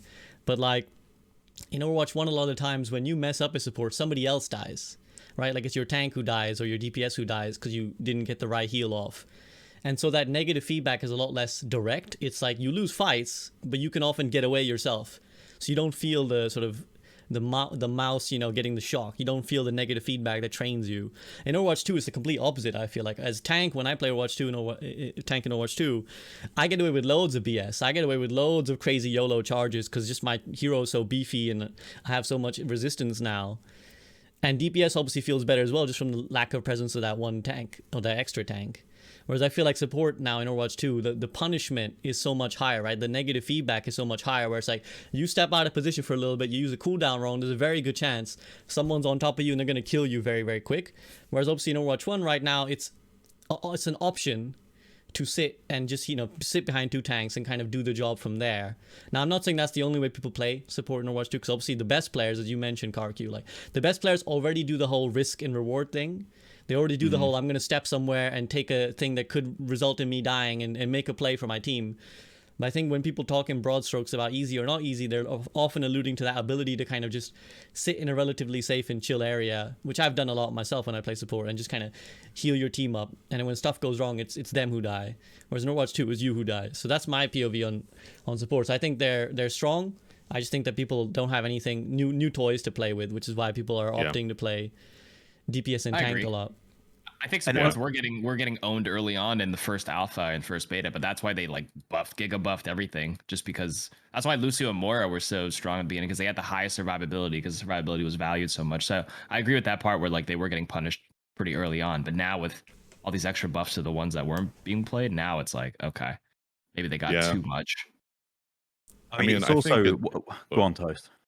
I think overall it's fine, because now that there's overall less barriers and obviously one less tank, like just the fact that you as a support are more likely to just get shot and not like be made a home for you with like an Orisa barrier or whatever. And also you can't just have like one tank sit with you and babysit the whole time. Mm-hmm. Like you're just gonna have to naturally be okay with, being aimed at and shot at more. So I think it's fine for supports to get more survivability and be strong. And like as long as things are contained within that role, like this is why like the things with tanks are happening. Because like if there's only going to be one tank per team, we can make tanks as strong as we want because no one can ever have more than one, right? Unless you play role queue or open queue, I mean, which if you've tried, it's literally like 4 or 3 tanks Or per your I've echo, team. never or your tried. echo copies a tank, then you can have Yeah. the junk and something synergy.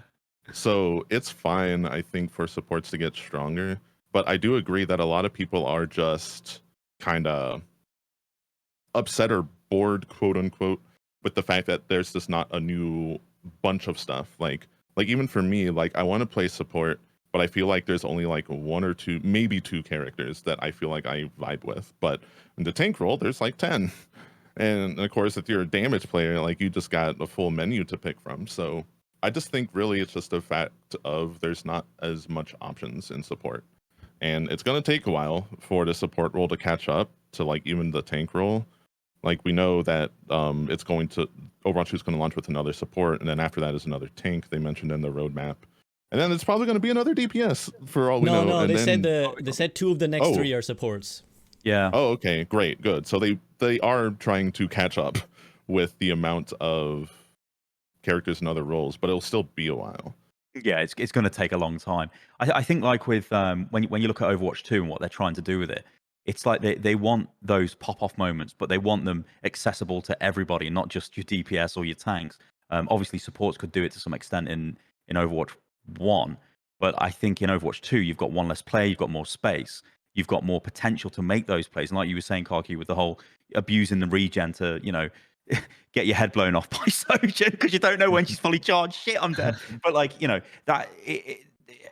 This even feeds into the Moira change. There's a Moira update coming soon, and from everything we understand, it is a some sort of skill shot ability which reduces Yo. damage output and healing on the target it hits. Well, that's an attempt again to try and add some sort of playmaking ability, that pop off moment, Yeah, that Overwatch moment into that hero. And they've tried to do this before. I remember there was an experimental where they did something with, she had like a cleanse, didn't she, on a fade where she could sort of, could she fade in and cleanse effects off people? I can't remember. But Yeah, she could so fade they her whole are trying team to out. do that with it. Yeah. And I think, again, I go back to my favorite phrase of this goddamn podcast, the system shock thing. And it is a massive shock to players when very simplistic players will sit there and go, well, it was easy playing support in Overwatch 1 because I just sat behind 2 barriers and I didn't really care about line of sight. I didn't really care about my positioning too much. I've got awesome abilities where I could just pull myself out of trouble, could throw down a lamp, I could nade myself or whatever. In Overwatch 2, you lose the protection of a tank effectively, which, depending on, whatever your team is playing, generally you would lose protection of a tank. So you need to be more cognizant of your position. And I think players find that hard to adapt to because it's probably had the biggest swing in play style change compared to the other roles. But I think that everything they're doing, they're trying to focus in on this. We want everybody to be able to feel like they've got something they can do where they pop off, where they turn the fight and they win the fight. And it's more obvious, more flashy. yeah. Yeah, And I that's agree. good. Like it's good that they want to go in that direction for more supports, I think. Yeah, and I Because agree. then more people will want to play support. KarQ, you were gonna say something? Oh, I was just gonna say that I think there's actually there's a big benefit with all these new support changes is that more support duos are more viable now.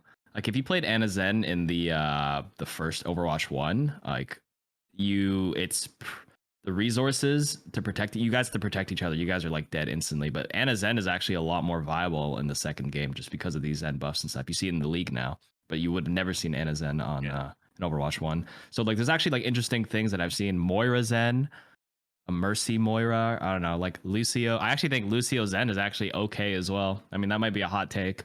We'll leave for another time. But I KarQ actually think approves of Lucio this. Zen. And Lucio Brig. Sorry, excuse me. Lucio Brig, low key, was actually kind of nuts. I've seen it once or twice. I mean, take it with a grain of salt. It was like 2 games, but I was like, holy crap! Like we're still not dying with Lucio Brig, and it's like a lot of fighting power. But in any case, just it does open up a few more options with the better viability between the two. So I am a big fan of that. And with the next 2 out of the 3 heroes being supports, I mean, mathematically that gives you like, I don't know, so many different extra combos, right? Like factorial combos. Isn't that how it works? Like every extra one adds like a bunch of new combinations. So I think supports are okay right now, all things considered. This is I think official people are a bit permission over now to lock Lucio Brig in KarQ's games when he's playing tank, and he's not allowed to be upset about it anymore. I would never be upset. Lucio, I'm like, all right, let's you get to just compliment the style. Let's just go. Let's get in there. Whenever I play Yeah. against Anna and Zen, I actually cry IRL. It's my Yeah. least favorite duo to go against right Yeah. now. Well, I was gonna say as well. Actually, I was gonna bring it up that Anazen I think is probably gonna be the strongest if we're gonna talk about the strength of Junker Queen, because I think that they both hard shit on Junker Yes, Queen. they do. And I know there's something you Yes. want to talk about, Toaster, is the strength of Junker Queen and how you feel about her. So take it away. Like Junker Queen, where does she stand? Yeah. How strong is she? How strong is she not? So I've been playing pretty much exclusively Junker Queen. Sadly, I haven't had a lot of Orisa time because I've just been having too much fun with Junker Queen. She's really fun. Mhm. And day one impressions was like, there's no way this character is real. She's way too good. Like, she is absolutely bonkers crazy. And I kind of still hold that in some regard. But the big problem I'm noticing now with Junker Queen is she gets hard countered. Yes. Because her whole method of surviving is healing. But if you're against Anna or even Zen alone, but also especially if you're against Anna and Zen, you don't exist anymore. Like, you just gotta swap. And that really sucks because it's one of the hardest counters I've had to like deal with in the entire game since release, right? Where it's just like you don't really even get to play if you're against good Annas and Zens, because you just don't get to tank. Like, the whole Anna, character Zen, is based Zarya. on it. It's Yeah, over. and if you're against Zarya too, like it's like there's nothing to do. So it brings me into this question of like, well, okay, what do we do about counter picking anymore? Because Overwatch 2 was kind of in some ways made to rebalance heroes on a whole new philosophy. Because when Overwatch first started, they wanted the game. They advertised the game as a dynamic character switching game where throughout a whole match, throughout the map, as you keep progressing, you are incentivized to swap characters and pick according to a situation, right? And that's cool. But as we are learning over the course, not just Overwatch, but other games that have like character based everything, that are just class based at all, people just like to stick to the characters they like. Because a lot of games that focus on characterization, it's always like one or two characters that someone like really, really relates to, that they like, I just want to learn this character. I want to be the best at this character. And like, for a lot of people, that's what gets them into Overwatch. Like, I know pretty much everyone who's probably played Overwatch, all of you in chat right now could probably remember the first character that you saw in one of the Overwatch cinematics or in gameplay, and you were like, that's who I want to play. That's who I want to be the best at. And that could be it. That's the hook for a lot of people. And then with you like get into the game competitively and you realize, wait a minute, this character sucks. Or you're playing against this kind of team where it's just like you can't do anything anymore and you have to swap. That's kind of like, for some people, a bad experience. And of course, there's a lot of other people that can appreciate that kind of gameplay where you do have to make smart decisions about your character choice. But then it becomes the system of, well, I'm just picking this character to counter them, not because I like them. And then I don't even have to be that good at them. I just have to be able to press this button. And then it becomes less of a game of your own expression of how you want to play and who you want to represent, and more of just playing this like rock, paper, scissors game. And I feel like that is a bit less connective. Like, people don't relate to that as much as they relate to playing their favorite character and mastering them as much as they want. So Overwatch 2 was kind of made more in that line of thinking, right? Where we're going to make characters more flexible. We're going to redefine what each role does so that way everyone has options in more situations. And that's good because, like, especially with the tank role, like, I feel like, generally speaking, like, all the tanks, at least the ones that are getting attention, they're kind of like equally viable. Like, again, like, because there's no barriers and stuff, it still feels like, oh, if you play Roadhog into Anna, you're still gonna cry, right? Like, there's still some hard counters like that kind of suck. But generally speaking, like, a lot of characters are in a good place where you could play them into whatever, with a few exceptions. But Junker Queen, I feel like she's so good if you're not against people that counter you, and then she's so bad if you are. Like she just has like one of the roughest matchup lists in the tank role right now, I would say. And I hope that something changes about that, because that's talking about the whole philosophy of how we're designing characters, especially for tanks, because there's only one tank per team, so we would want them to be able to handle on their own. Because like if there were still two tanks, for example, and there was still like a Zarya you could have, it's like it'd probably be fine. Like you just cleanse Discord and anti-heal with a bubble or something, like you just go, right? It'll be just fine. But now, especially because Junker Queen also exists, like if you're playing Junker Queen into another queen and they have Ana and you don't, like you're just gonna get double anti-healed and then it's over. Like you might as well not be playing at that point. Like you have to go something that could counter anti-healing, or that has a barrier to stop the nade or something, right? So there's just not a lot you could do about that particular matchup. And like even if Zarya was playable in some other role, or if there was another support with a cleanse, because that'll ever happen, then maybe you could play Junker Queen into that kind of stuff and it'll be okay. But then it's still saying, okay, someone else has to counterpick them, right? And if you're the one struggling on Junker Queen and you're saying, hey, support player, switch to some hypothetical support that can cleanse this from me, then it's still just playing the counterpick game, but you're just offloading it to someone else. And that doesn't feel good, because now it feels like, oh, I want to play this cool character, but my teammate is like saying, hey, I can't play unless you play this. And like, that just becomes a thing where I would like it if all of these mechanics were interactive in a way that didn't require swapping characters. And like, there's always going to be enough. That's like, impractical, though. Yeah, you're right, because there's always going to be a level of imbalance in an asymmetrical game, right? Like it's impossible to make everything even. But I feel like some of these mechanics, especially anti-healing, can be made in a way where there's more to do against it instead of just run away and be another character. But it's hard to design. I understand, especially with this many characters. But I just feel like that's a problem right now, especially for Junker Queen. Go ahead. 100%. No, 100%. I just want to concur and just kind of brainstorm more of it. I'm going to avoid going on my little tangent about how maybe something like a hero ban would help with this and actually give people more options, because if they know that certain thing wasn't available, they could free up what they could pick. But I do think this is one of those areas where Overwatch needs to have a confrontation of sorts, or like a showdown of some sorts, and really decide what it wants, because it did feel to me like Overwatch 2 was meant to be this game of like, well, you can pick what you want and make it work. Because I think this is one of those areas where the community has not caught up on how the game is played versus how they think it should be played. Where it's like people think, well, it's a game about hero switching. I hear this a lot, where it's like hero switching is core to Overwatch.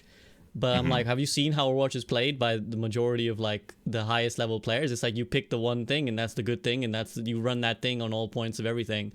Now, this is where the DPS passive comes in, and this is probably, I would say, the first change they've made that actually encourages hero swapping, or at least allows for hero swapping without a way that's as punishing, because obviously we know ult economy is such a big thing in Overwatch.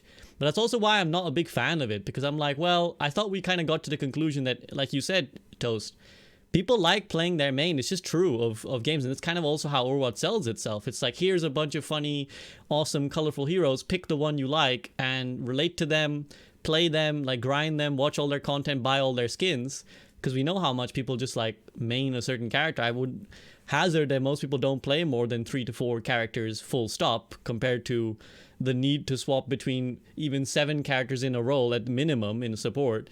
That's just not a thing, right? So I kind of felt like Overwatch was coming to the conclusion where it's like, well, people don't play the game like that. People don't play the game with mass hero switching.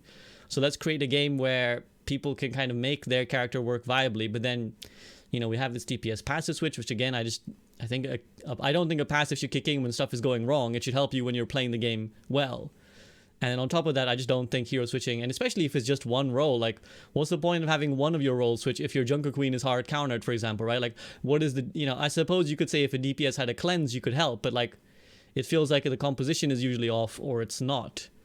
So I feel like that's something that maybe they should think about more. I know I know the betas are very experimental, so I'm not going to criticize them too much. Like, they're just throwing shit at the wall, and they may change the DPS passive again. But I feel like, yeah, the whole hard countering, hero switching thing should be. I thought we were moving past that, and now we seem to have come back towards it. KarQ, what do you think? I mean, if you're gonna go in that route where you are encouraging it, you have to put it for all the roles. Then, like, if you're gonna swap because one thing, then everybody else should swap. If you're gonna go that direction, so it just really depends on their philosophy. Personally, I don't mind switching. Like, I can identify, and like, I love a few characters that, like, you know, that I feel comfortable playing and I relate to and I enjoy. So that's okay with me. So my take on this is inherently biased in that way. But I think there is some merit to, like, where you want your character to be sort of viable, at least like reasonably, you know, playable, and you can make it work, which I think it's true. Like, Zarya and Azan absolutely shits on Junker Queen, don't get me wrong, but that would also shit on like Hog and Ball as well. Yeah. So it's like, it's impossible to kind of go, if it's impossible to like find a perfect harmony or balance where you could play one thing into everything, then sure. But if that's not reality, then the next best option is to maybe, I would say, go into that direction. Personally, I'm okay with the whole, like, everybody gets, you know, a percent or some sort of reward or incentive for switching, or not as punishing for swapping an entire comp to deal with theirs. And you go into the whole tic-tac-toe thing. Maybe this is just a competitive bias. I don't know if that's like feasible for a quick play arcade or whatever. I think if you're in quick play arcade, just play whatever the hell you want, whatever. But yeah, that's just my take on it. I think all of this comes back to the way the game is built. The game is built around heroes, and people become attached to a hero. And I think it's one of the great lies of Overwatch that everybody believes. Everyone swaps all of the time. Now, this is probably why I like the DPS passive, because it's like, hey, I've fed my brains out and died. It doesn't matter. I can now swap and I still retain some ult charge. Hey, I'll do that. You know, so to me, it seems like I'm actually getting something for the next fight. You know, for my analysis of what's gone wrong, me being terrible. Like, oh, you know, I need to swap now. So I sort of get something for that. But you know, I agree with what you said, SVB. I think honestly, players just pick a hero and play the hero. Well, you can see that throughout the history of the game. You know, I remember way back when the game launched, there was the whole debate about one tricks being terrible and ruining the game. But how do you become good at something? You repeatedly train at it, don't you? You don't go, well, you know, I'm going to play some Anna, and then guess what I'm going to do now? I'm going to play Ryan as well. It's like, no, you pick one. Yeah. And you generally stay in the same category, and you pick a very similar play style. There's a reason why you play Anna KarQ. You know, there's a reason why you play Orisa. You know, there's reasons why people gravitate towards these heroes. Sometimes it's the way they look, the way they appear, their lore, their history. But for us, it's most likely the way they play. We like the mechanics, so we want to play that. You know, I liked playing hit scan heroes initially. Then I enjoyed playing Reinhardt because I played a tank in MMOs. You know, so I sort of went through phases of playing all kinds of different heroes. But I think it is one of the great lies of Overwatch where I don't think people really swap. But then I think you've highlighted a really good issue there with the DPS passive. That's the first system in the game that is kind of saying, hey, you can actually swap. You're not going to get punished for swapping. But why is it only restricted to one hero category and not to the whole team? But then if you give it to the whole team, then what happens to the game then? Is everybody going to start swapping all the time? So I think, again, this is like a mixed design message they're putting forward of, do we want you to swap or don't we want you to swap? Our game is built on these very strong heroes that people find an affinity with, whether it's, like I said, the design of the hero, the way the hero's kit, the way it plays. And they lock in on that hero and they want to play it. So the worst feeling ever is when you're playing Junker Queen and you're just getting anti-naded over and over again and you just can't play her no more. And maybe she's your favorite hero and you want to play her. Then you feel terrible and then you stop playing the game. So it's like they need to like, you know, it's kind of like one of those interesting things with Overwatch. It's a game that just kind of, it makes you stop playing the game. We've probably all been there. I've definitely been there and I'm losing my mind. And, you know, it's like... Also true. Yeah. And again, that's a design issue, right? You know, there's probably things they could do to maybe incentivize swapping if they wanted to do that. But, you know, we look at the history of the game and you see, well, originally it was just free for all. You could pick whatever you wanted. And then we get towards the role queue.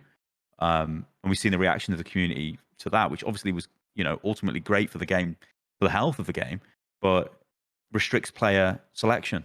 You know, two tanks. I want to play Reinhardt. Oh God, you've picked Reinhardt. Oh well, I'll just feed then. You know, that shit was happening all over the place. True. You know, it's crazy though. But like, I would never do that because I want to play to win. But I think it's very rare you get players that actually kind of want to do that. And then, yeah, whatever. Then you end up with like the all the different facets of the Overwatch community mashing together, and you know, your people in arcade or whatever just messing about, and then you've got your competitive players. But then sometimes you get a bit of bleed over, and you know, I don't know.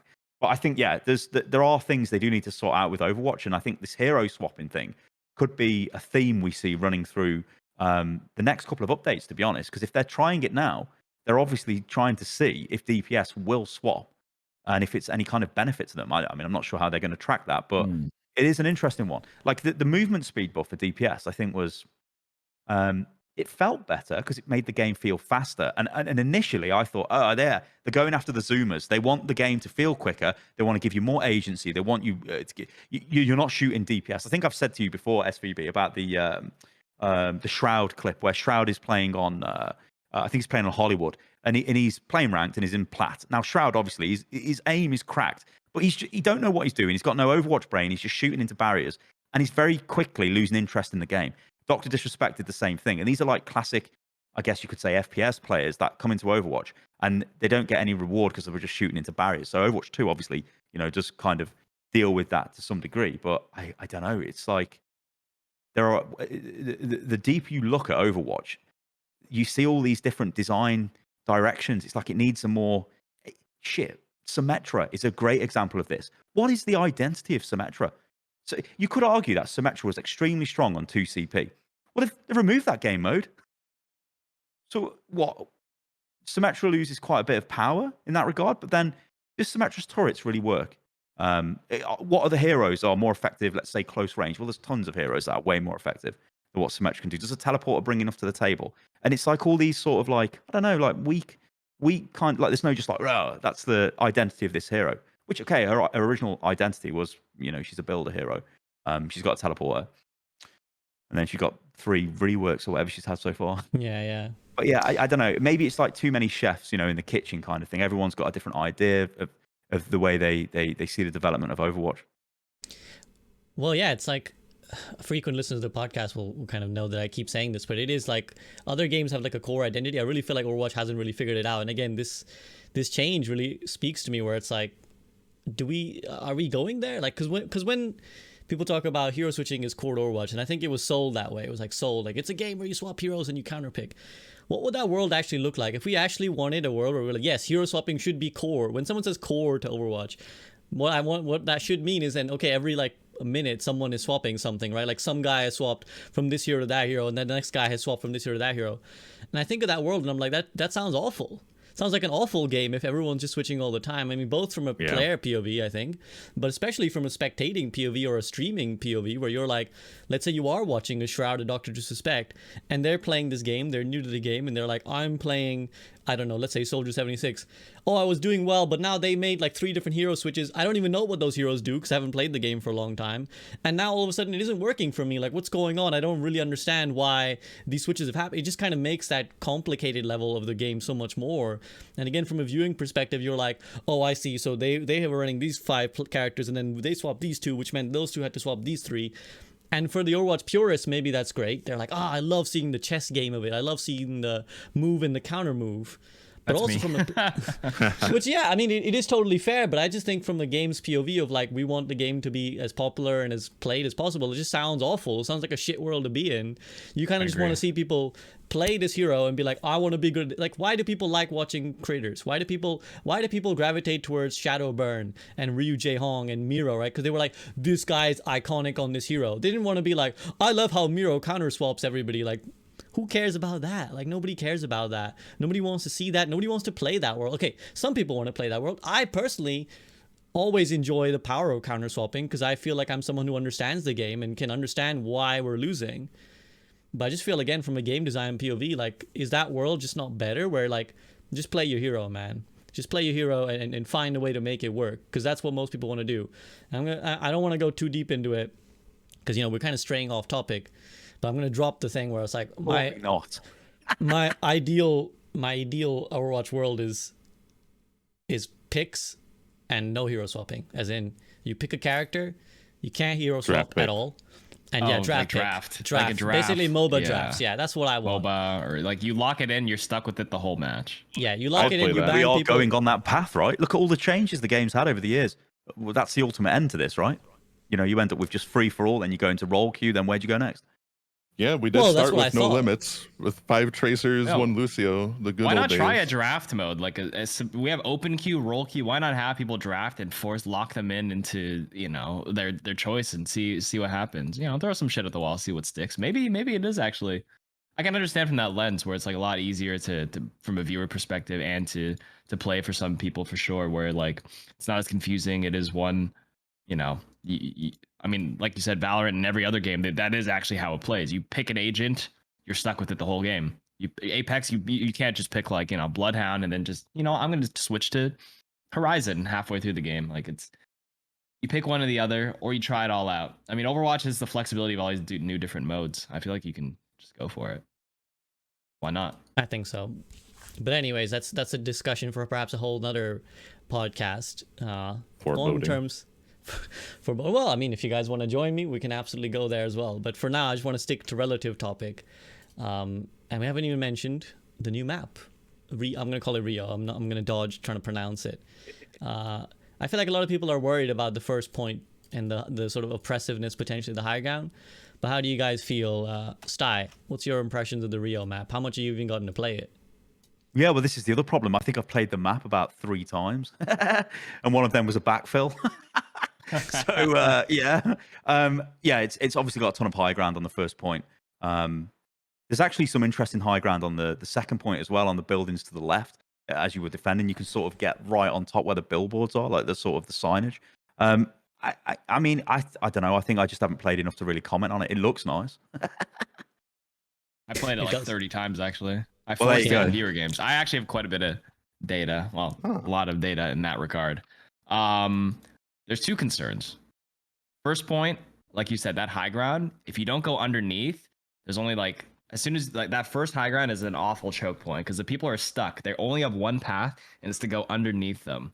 Or you run pure dive and try to dive that high ground. It is like, it reminds me a lot of like Anubis at first, where like, they just shoot you down. But then like on Anubis, you can pivot to the left, right, or go straight. For that first point of Rio, you are actually just stuck going underneath them. So if you're not running any sort of mobile comp, all they have to do is just look down, pick a side, just look down, and you are like, you're toasted. Original icon vault.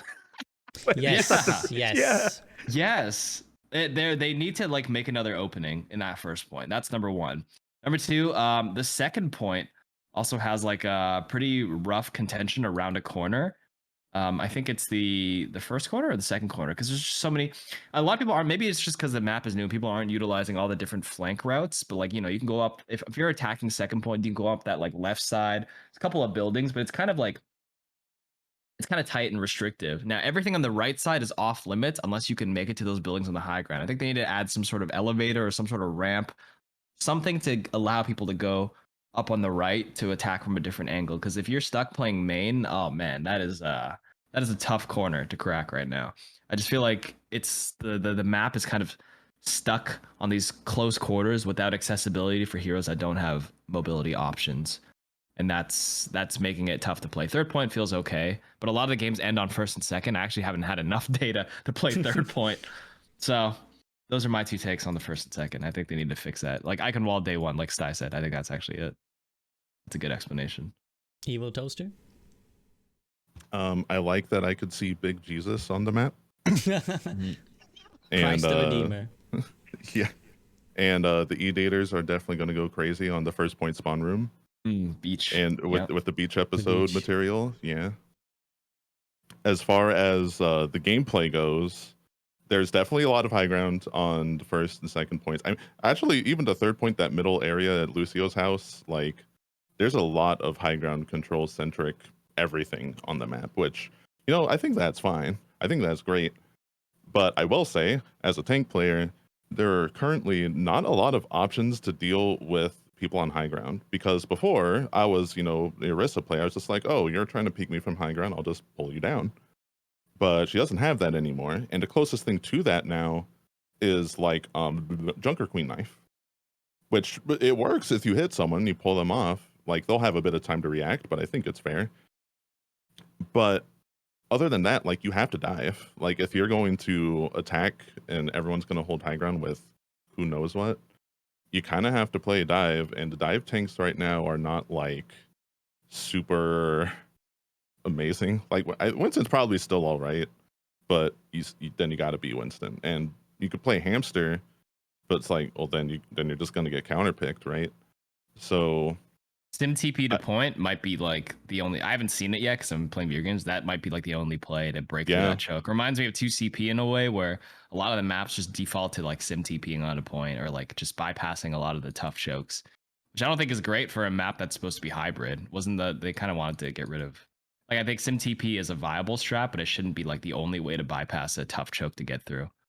yeah, I can't work out why they're obsessed with these chokes, though. I mean, Paris was the same. I remember when Paris came out, it was like, guys, this is just like Iconvolve. Did you not learn from the changes you implemented on that map after the feedback of that? Yeah, because I remember, like, you know, Jesus, man, this is a really old memory, but I remember Gamescom, because I was there streaming Iconvolve when it was first launched in whatever year that was from Gamescom. It was like the big announcement. And I remember at the time, there's Jeff Goodman was there and Scott Mercer, and it's like, the choke is terrible. Like, what is this? It's just there's one way. You just spam the choke. It's terrible. Yeah. It took them a while to fix it, but yeah, that was the feedback. And I remember it was like immediate feedback. I think Siegel was there as well, because I remember we were sitting on the floor. Anyway, vague memories from a very long time ago. 6 years. Gosh. Yeah, man, Jesus. Yeah, it's just kind of odd because it does feel like we kind of learn lessons but then forget the lessons. You know, Well, this is the thing. Yeah, it's like, has the person who fixed this left Blizzard and then just took their manual with them? And they're like, no, you can't have this. You're going to need to learn this again. And it's like these guys just forget and redesign a map and go, oh, look, we've made this awesome map. We've got all of these incredible art assets and everything plugged into the map. And then, oh, by the way, the first choke point's just a little, just good luck with that. I don't know. It's mental.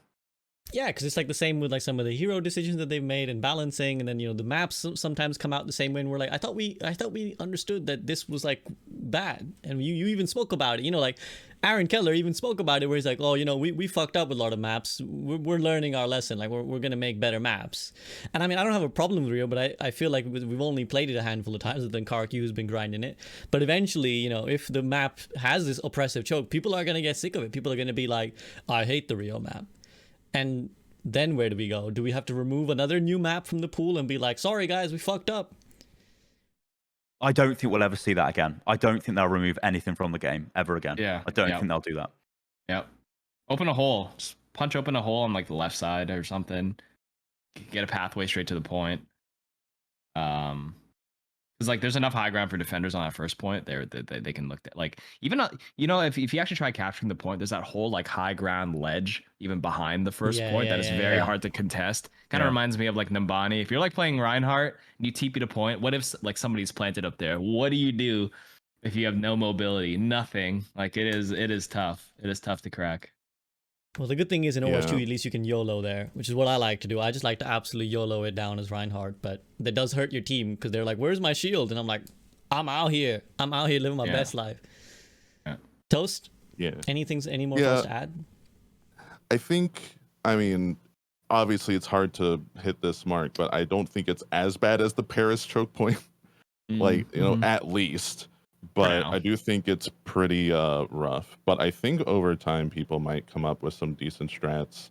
But that high ground bridge that also has cover that like is really hard to walk up to because the stairs leading up to it are so far behind. It's just rough to push in. But there's also really long sight lines, so maybe people will just do things like pick Pharah out of the gate and concussive blast them off or something along those lines.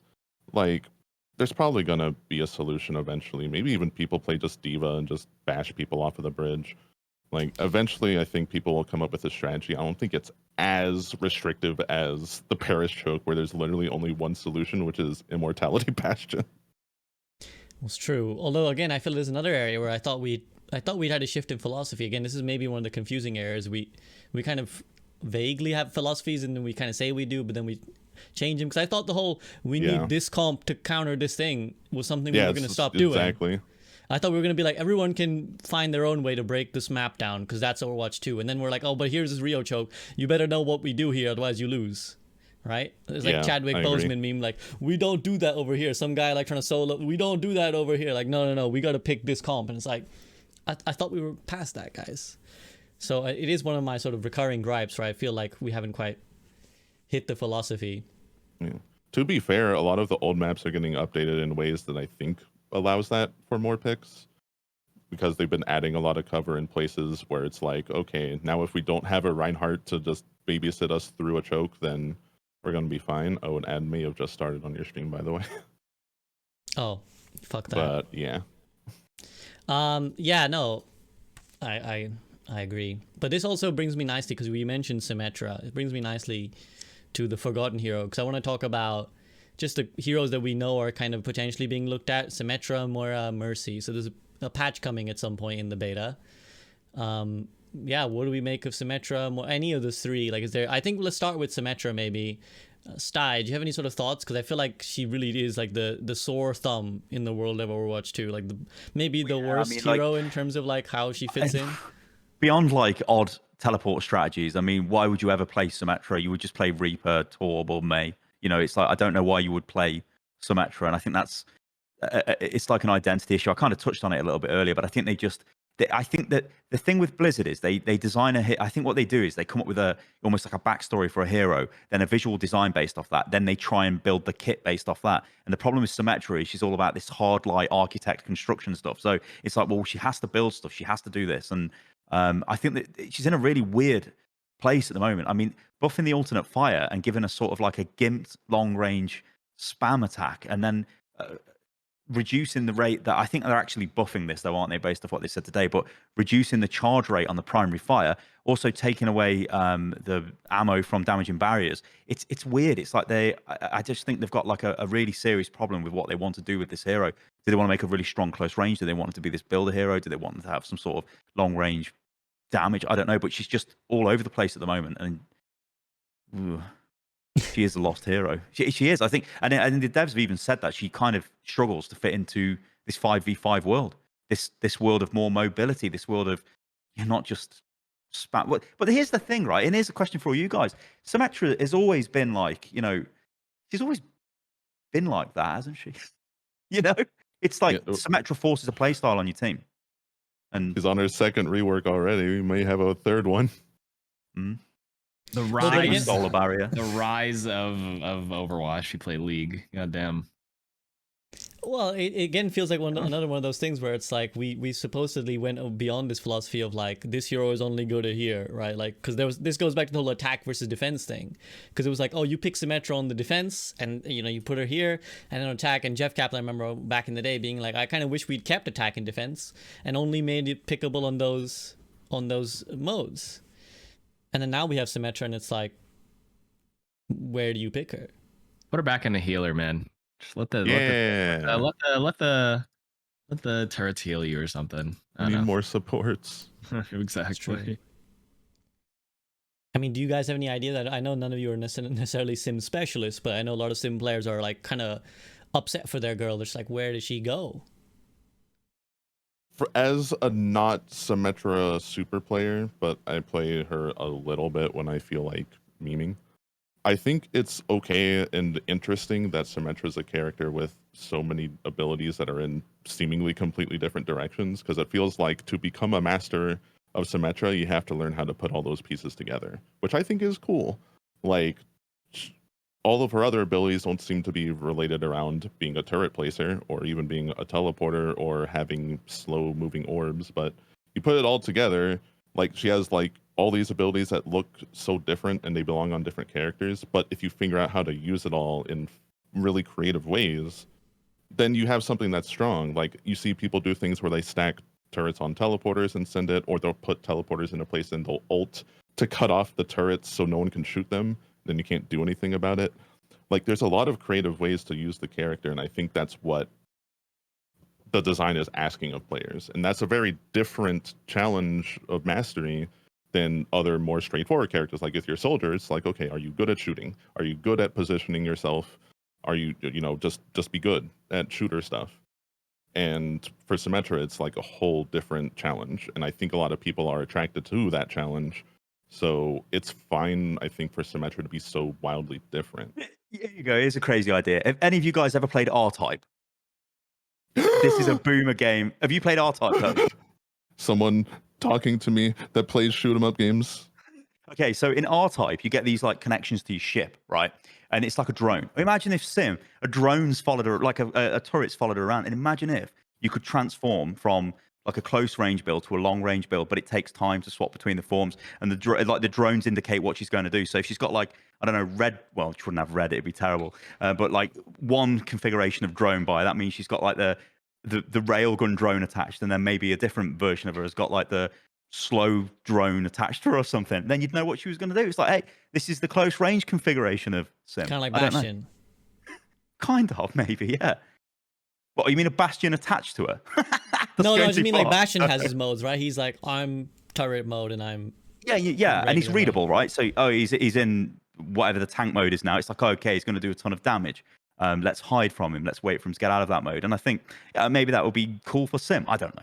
But Symm is just, I think she just suffers from, she is a defense hero in a game where defense was removed years ago. And now she's just like, do something with her. But I think that'd be cool if they messed with her turrets in some way. I don't know. I'm not sure about being a support though. I'm not sure about that. I think she's had a chance. We just need more supports. I just did that Go with giving you list 25 damage shield. heroes into the support role. It's true. We moved Doomfist into Yeah, the look, tank chat remembers R-Type. They remember playing it on the SNES. There you go. I played R-Type. So I did good. not. I played Me a neither. ton of shmups. Or like Boomers. Tyrion. Have you played Tyrion as well? Oh, I remember that. yeah, Tyrion 2000. Oh, You guys over 30? 2000. What do you think we are? Boomers? Yes, Come on. I am definitely. I am a wizard now. You guys are 30? Oh, I'm getting Yeah. close. I'm getting close as well. But moving before we sink into depression about our age, boomer age. What about the other two mentioned here, Moira and Mercy, kind of both spoken about. I want to talk about Mercy in particular for a second because it just feels like this is another one of those things where it's like, what are we doing? Like every patch we change how the Guardian Angel works, we change how Super Jump works, like, and Mercy mains are just like, what are you doing? You're confusing me. You're making the hero worse. KarQ, support main, talk us through this. Like, what do you think? They didn't need to change anything at all.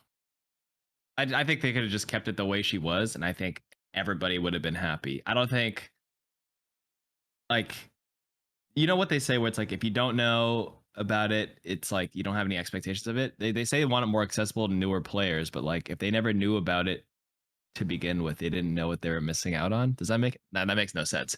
What I'm trying to say is it does make sense. It does make sense. right. So it's like if you care enough and play enough of Mercy and you watch a little bit, maybe you just learn it. I don't think it was inherently difficult to do. Maybe not accessible right away, but if you play enough of the hero, like I feel like everybody, all ranks, metal ranks or whatever, if you want to put it that way, like they learn how to do it.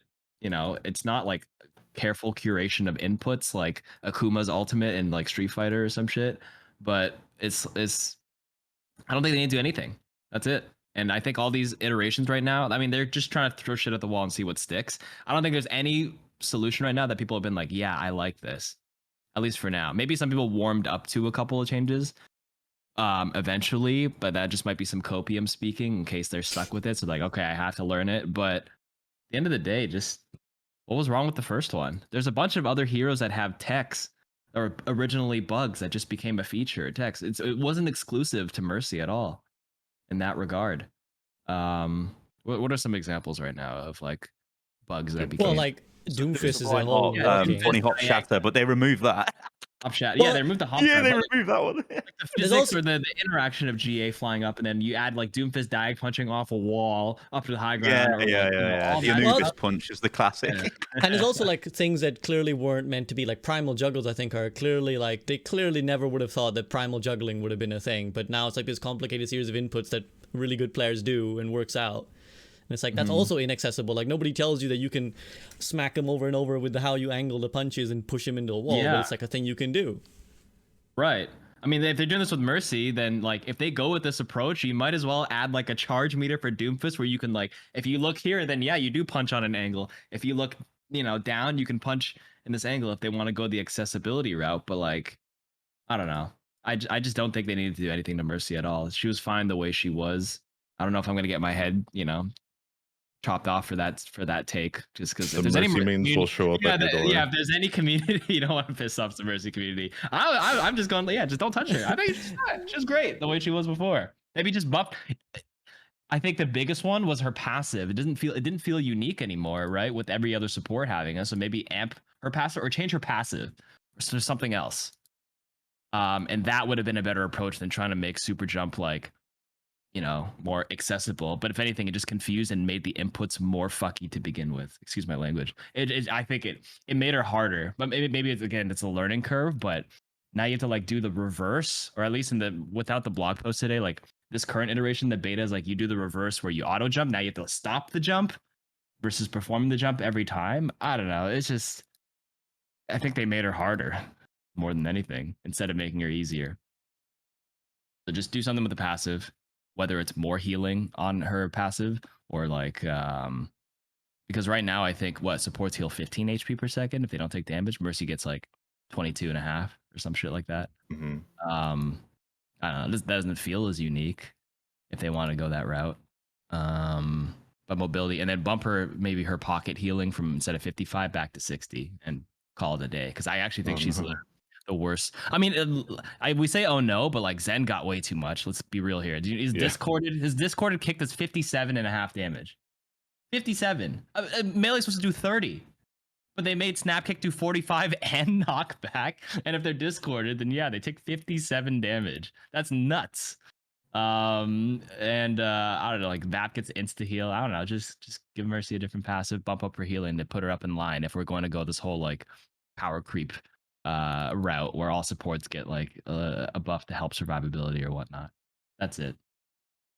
Bro, Zen is the raid boss now. I'm not gonna lie. He's fucking just kicks people away. It's tanks. I love Zen, and I'm okay with him getting tuned back. To be honest with you, I think the biggest solution. Sorry to go off the Mercy route, but I saw a solution where the only person you can kick is the person you have discorded. So instead of leaving the discord on the tank in the distance, if you get jumped by a flanker, you have to move the discord to the flanker before you're allowed to do the knockback portion.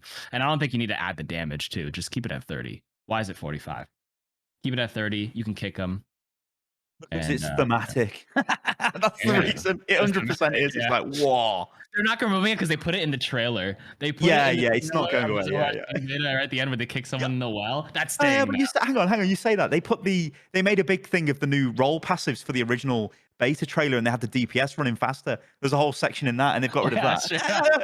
That's true. Yeah, there's they were going like this, in slow mo too. Well, you can still call it that they're running. You can still say they're running epically, I suppose. Oh, good. But what about Moira, EvilToaster? How do you feel about or Mercy as well? If you want. Well, actually, I would. We're now going to live up to the title because this will now be a debate because I disagree with KarQ on Mercy. Ooh. Okay. So, here's the thing, and if you go into the examples of characters like Doomfist, it just becomes a slippery slope of okay, where do you stop or start even? But think of this from Blizzard's perspective, where Mercy just always happens to find herself as the most popular character and an entry-level character for a lot of people who come from not shooter games. Mm-hmm. They want Mercy to feel cool and fun and like anyone could play her, which is a good thing. That is a good thing. If anyone's saying otherwise, they're bad. So when we're talking about specifically the Mercy jump, with the crouching GA combo or whatever, to us it's not hard, and to us there's a lot especially for Mercy players who have been using it for the past couple of years, it seems very intuitive. But even for me, I could do it, and I played a little bit of Mercy, so I understand how and why it works. But when I went to Overwatch 2 and I tried it myself with the new automatic mode, I was like, cool, this is good because I'm not good enough to use this all the time. And that's for me being a gamer. And then if you think about people who don't play very often, but they want to play Mercy, this is basically a whole new world for them because they probably didn't even do this or know about it. Because sure, to us, when we're so heavily entrenched in the Overwatch scene and we all have access to the information that's shared and we see other people doing it and everyone talks about it, we know that Mercy does this. But if you think about all of the Overwatch players, I'm positive that it's less than 5%, if even that, of Mercy players that even know that this thing exists, if we're factoring in all players. So Blizzard wants to say is like, oh, this mechanic that we want to be in the game, it's not explained anywhere, it's not intuitive, there's no description for it, and we think that it's good. It's a good mechanic that we think can make Mercy feel fun to play and balance in this new game where she's more likely to die. So they want to implement it, so they've made it automatic so everyone has access to it, and as soon as they pick up the character, they don't have to go look for YouTube. They don't have to see KarQ's tips for Mercy to see how to do the Mercy jumping, and that's good for the overall player base, But I mean, even like stuff like Winston, like I can play Winston, but I can't juggle for shit. Right. At all, and I wouldn't know that like you could do that in the same vein, just to kind of like counter that a bit. So and again, it goes just into like, where do we stop? Because there's a lot of characters that do have this problem, that have like mechanics that aren't explained anywhere about how they work, and they could be like very essential. And for Mercy, I think it's like, of all the examples, Mercy's jump is like the most essential like hidden tech for playing the character at this point, because that is literally like a huge boost to your mobility and your ability to not die if you master this mechanic. Whereas with Winston ult, like, if you're a casual player and you just Winston ult, eventually you're going to get someone in a corner, right? And you're going to be like, oh, cool. And like, even if you don't, I mean, I'm struggling to put people in the corner. I'll be honest with you. Winston mechanics are pretty hard with the different layers of jumping, the lateral movements, the juggle control. But you're just going to wing it. Like, if you're bad at Winston and you ult, like, you're just going to go out there and just hit people and you're tanking. What you're saying is, like, if you've got like the average Mercy enjoyer who's like, hey, cool, I'm going to start watching Mercy content or streamers. Holy shit, how are they doing this? What this isn't an ability I've got. How the hell do I super jump? And I think Blizzard look at that and go, we can just give them this, and then they can do it like their favorite Mercy streamer or whatever YouTube. I think literally that's what they're doing, and I don't agree with it. I think it's terrible. I think Mercy, I think Mercy. I kind of agree with what KarQ said. What's terrible? Why is it terrible that they get to do the thing now? Because it takes away a rite of passage from Mercy players.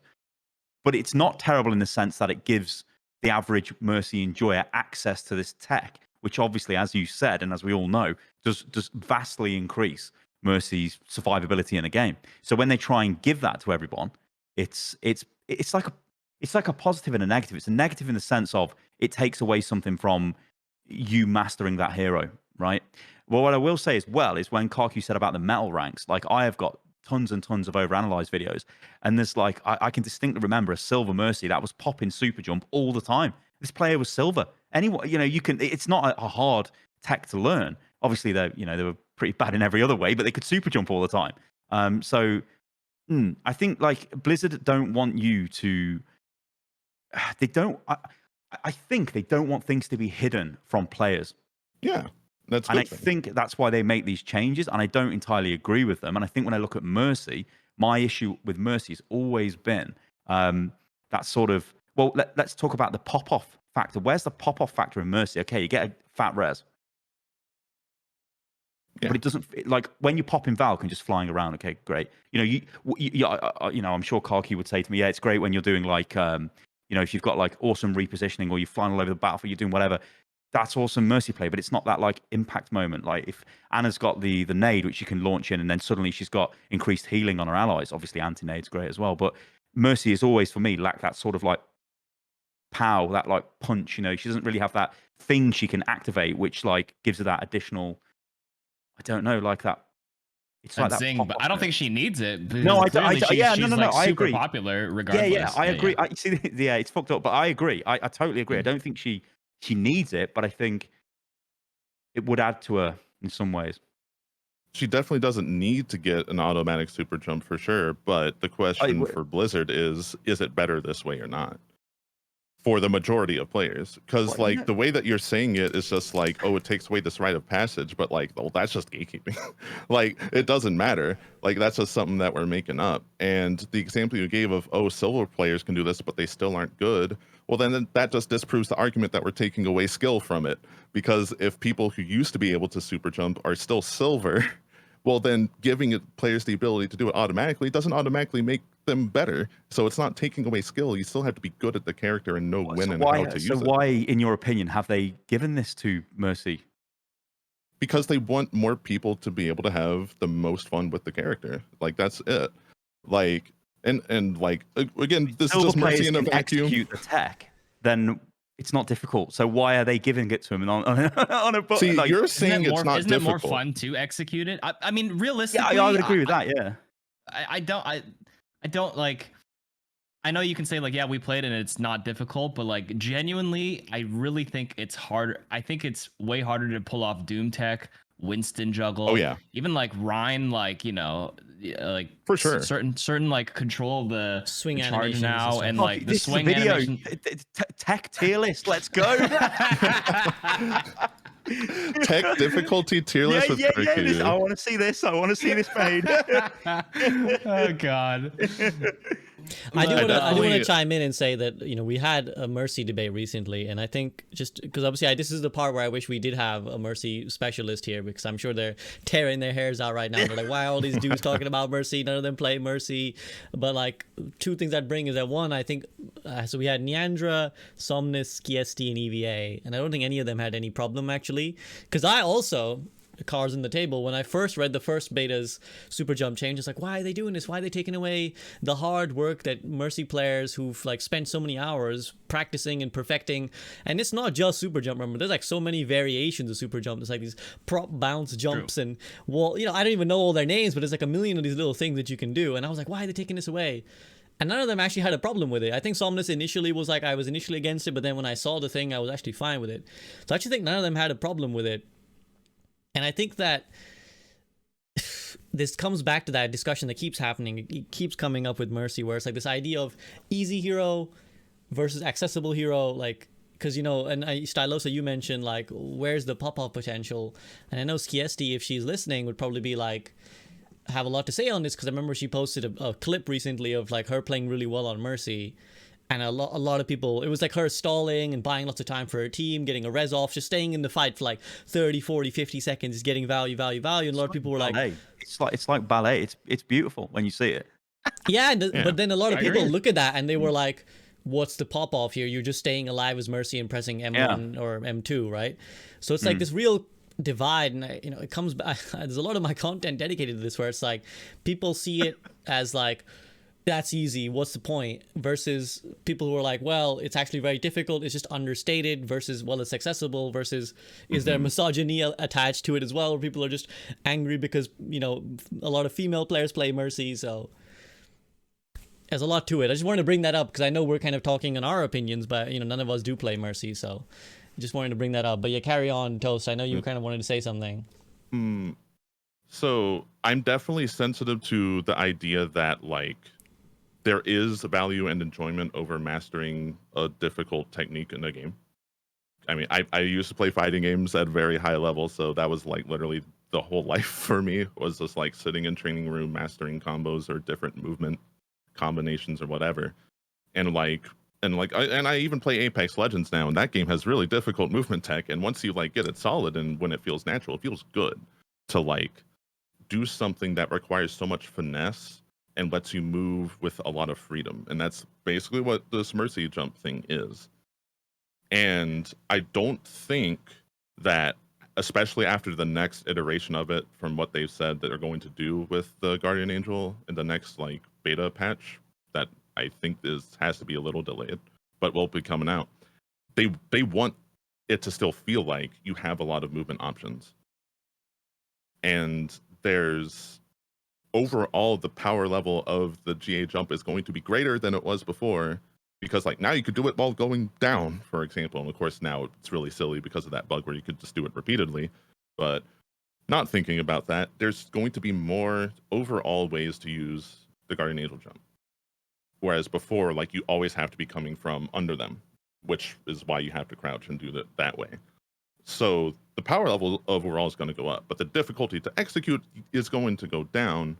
But I think they are thinking really in terms of specifically Mercy, I think, with a lot of this. And like, I think the only other example where I think this is a big deal that I think someone in chat brought up was like with Moira, where they made fade jumping just a thing instead of having to memorize and then like precisely hit all of these angles to do like the Doomfist stuff to super jump with Moira fade. Now you just do it. And I think that was a good improvement for the same reason. It's just like now everyone gets this tech instead of having to deal with like the 1 out of every 50 Moira players that do this and then you get hit by surprise. And now with Mercy, like she's prevalent enough that you could kind of expect it, especially if you're above like diamond level. But because I really think that Blizzard sees Mercy as like this big gateway character into Overwatch, because of her rampant popularity and like the way that she attracts a lot of new players that don't particularly play shooters, they really want Mercy specifically to be as accessible as she can be. And like, it's not even like she's a simple character. She still has a lot to her kit, like more so than a lot of other characters. Like she's still one of the few characters that have a weapon swap even. So there's still a lot to the character for people to learn and become good at. But this one thing that is really cool, that everyone can see why it's cool, they want everyone to be able to look at that, know it exists, and say, there are ways that I can master that. Because unless you are literally a consumer of content and see it in a streamer, you're not even going to know that that's a thing. And because Mercy is going to be the first impression for a lot of players, they want those new players to see, oh, this character can do this, and that's fun. I want to learn it. And I think that's valuable. Default. You can keep that as default, but just add an option then to like make it not auto jump. I mean, why not? You have so many different toggleable options for a lot of heroes. Some people don't even know, like Junkrat, you can have your Riptire auto climb walls. If you didn't know that, for example. Mm-hmm. And it's got the nano boost confirmation. So why don't, if you can't satisfy everybody for the current, and I can agree where you do make it more accessible for newer players, and it's like a very big point for them. So you could default it to that, and then, you know, if you're serious about it, just add it, put an option to turn it off. Yeah, and I think the next iteration, I think the next iteration will be maybe kind of like that, because it said it was like there's going to be a meter that charges up, but you could release it early. So instead of having to wait to go the full distance to jump at all, you could pop it early. So there's still more control and finesse, and there's ways to master it and get better. Like, I think the big problem with the current version that I think a lot of people are like actually complaining about is that there's not a lot of ways to super jump with Mercy better than another Mercy that's doing it. Because like with the live version of Mercy, like if someone's really good at that movement in particular, like they could do things that other Mercies can't, even if they know how to do the mechanic, you know? There's more finesse, there's more ways to express and be good and better with it. But when it's all automatic, obviously it's going to feel clunky and there's less freedom. The concept of making it doable without hidden knowledge and a weird bug is good. The execution of the first iteration of this new super jump, I think definitely needed some work, and they're doing that. And once they refine it and get it to a place where it feels more fluid and you have more control, I think it will overall be better for everyone. And there will still be ways to like express that you are a better Mercy movement lord than other Mercy players, which is really the important part here, I think, not the fact that it's hidden tech. I can agree to that. I think also, yeah, just like you said, just better fluidity, or like for some reason it feels clunky. It's hard to I agree with your that. finger on it. Yeah, the clunkiness is probably a big turnoff for all the ones who played it originally, and even for the newer players. Like, what other buttons do you add it on? I think that's the problem what they had with the first iteration at the end of the first beta, where it was like they overwrote the crouch button with it. So now it was just like, huh? It's like, what other inputs can you add at that point to kind of make it feel better? Yeah, love to see it. Debate and compromise. Love to see it. Sty, anything to add before we move on? really like what Toast said about Moira fade jump because no one cared when they added that. No one cared, did they? Very true. I It's because forgot. it's I because forgot being that they real, did that. no one plays Moira. That's why. Whereas everyone plays Mercy. I just Yeah. legitimately think that's I mean, why. I think Mercy is definitely, she's got this, like, she has this appeal, which was, it was one of the. I mean, Reinhardt, I think, falls into this category as well. You're pulling people into an FPS game who are not FPS gamers, and so they are special heroes, and they did define the game in some ways, and I think Blizzard are always going to be protective of that. But yeah, Mercy. I'd really love to see the figures on hero usage. It's got to be Mercy at number 1. I would bet money on Mercy. I think But Anna last would time be they quite said- high as well.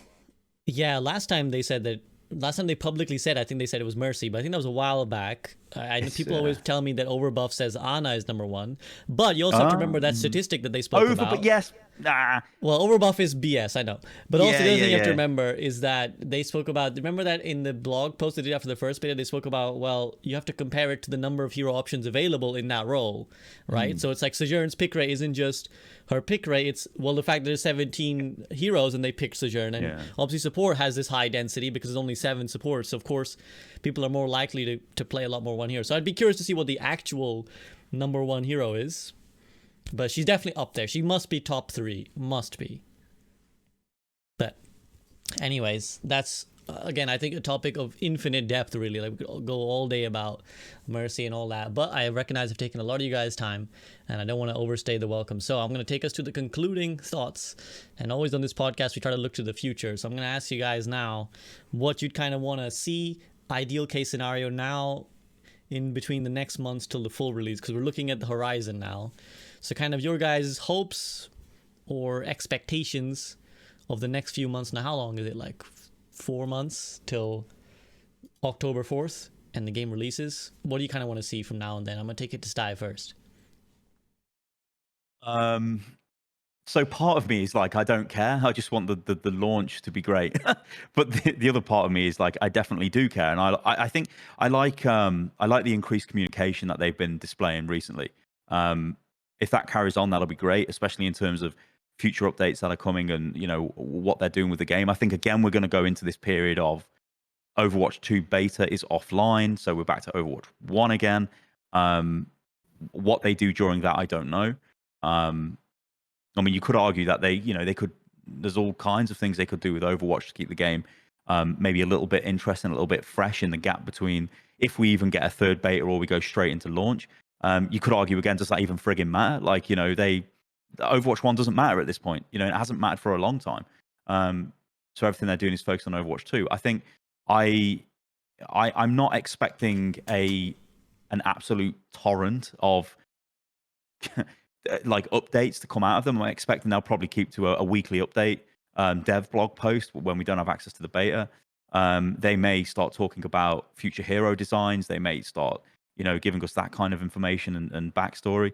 I think it's just a case of so I think what makes me unique in this call is I'm not grinding Overwatch every day because I don't need to and I don't care about playing the game, which sounds terrible, but I'm just going to straight up say that because I am focused on Overwatch 2. And I'm looking at Overwatch and I'm like, yeah, I don't have, I'm not streaming every day. There's no real incentive for me to sit there and grind the hours out on the game. So I'm looking at Overwatch 2. And I think in some ways that makes me more representative of, the average person who maybe played Overwatch in the past and is looking for Overwatch 2. So I'm still very aware that there's going to be a gap in content and a gap in updates when the beta goes offline. I still think at the moment, the beta is, it's trailing off. There'll be a bit more interest when the Moira changes come out and the Mercy change is playable and the Zen nerf comes in.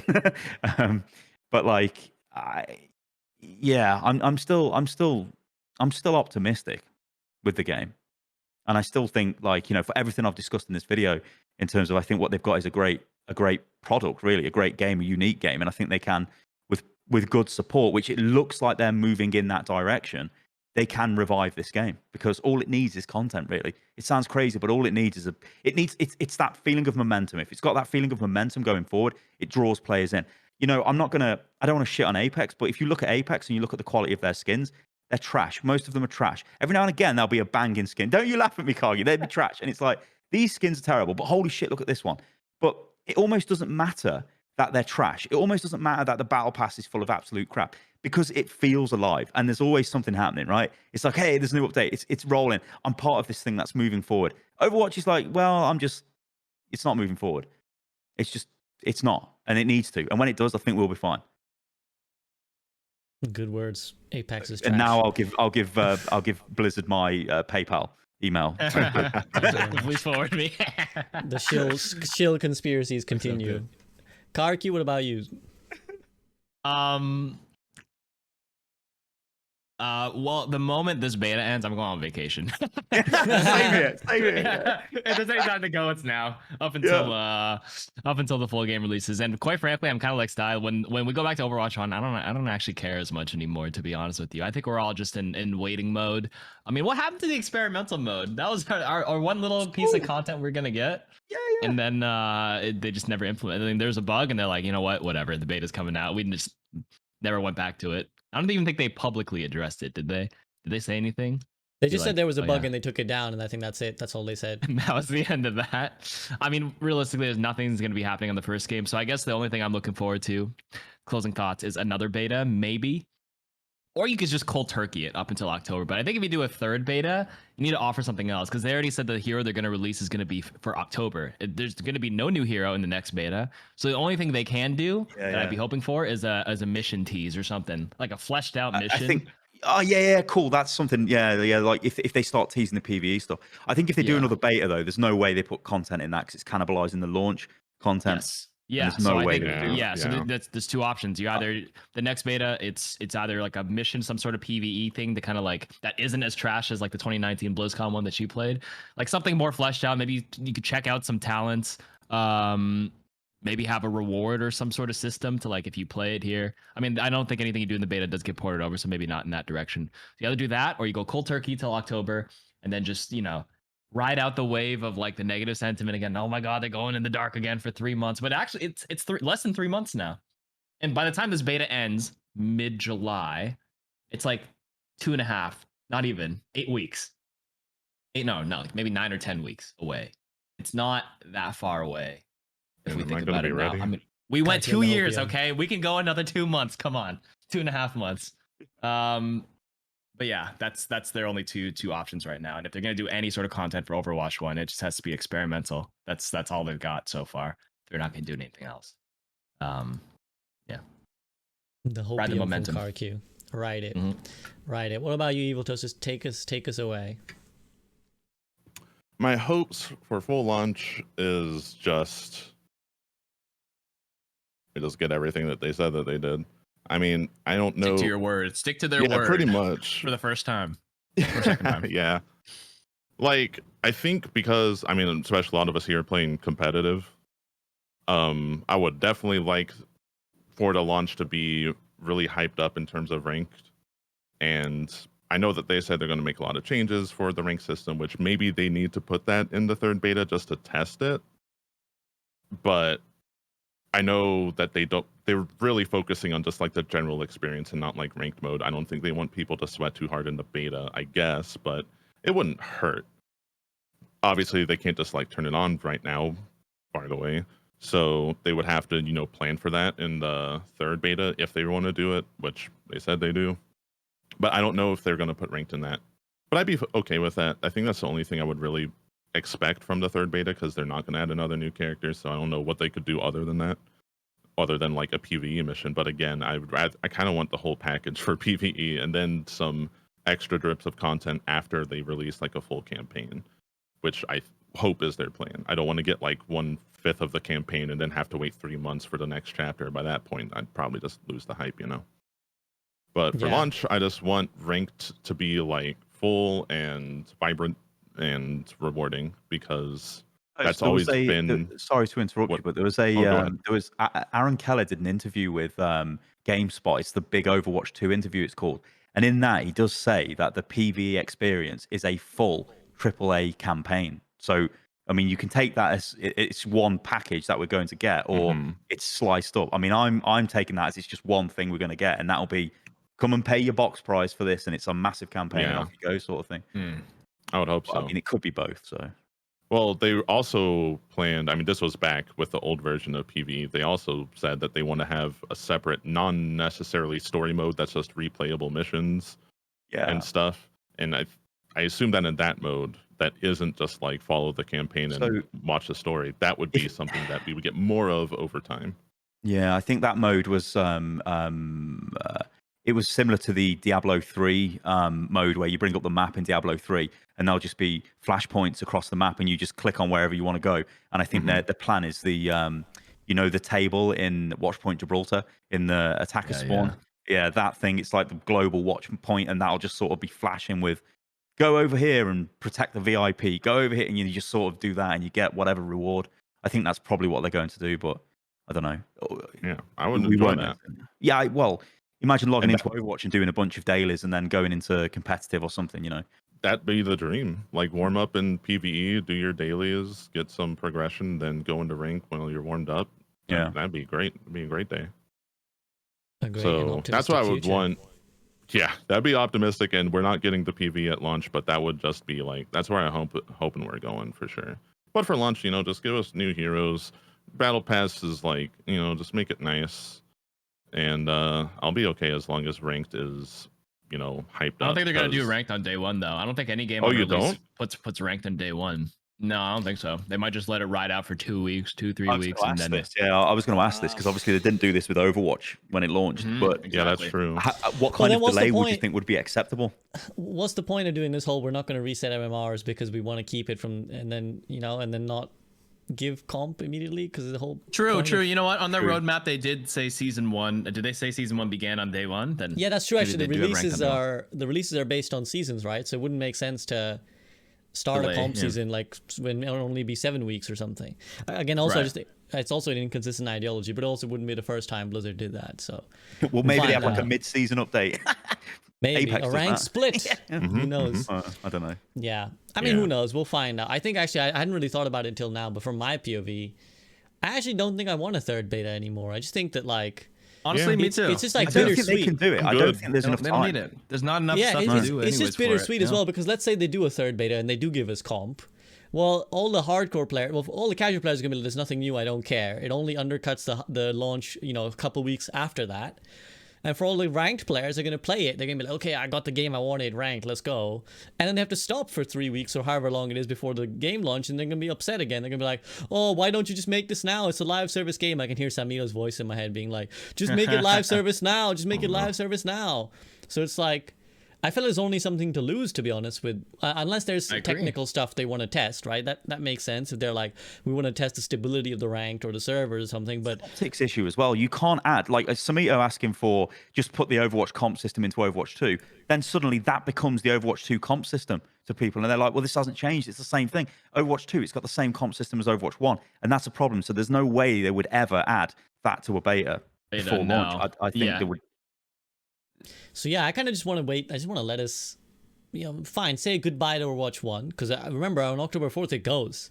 We're gone. No more, 6v6. So just have like a few months, celebrate Overwatch 1, look back at all the things, the memories and stuff we had, and then get us hyped Open and itching. 3,000 loot boxes. It Have auto that opens. button. You're good. You're good. It Yeah, Oh, auto I'm gonna opens. open it manually. I'm Put the gonna weight open down it on the one at a space bar. time. Just keep hitting on the spacebar and just talk Yeah. crap the whole time. Yeah, they're just gonna.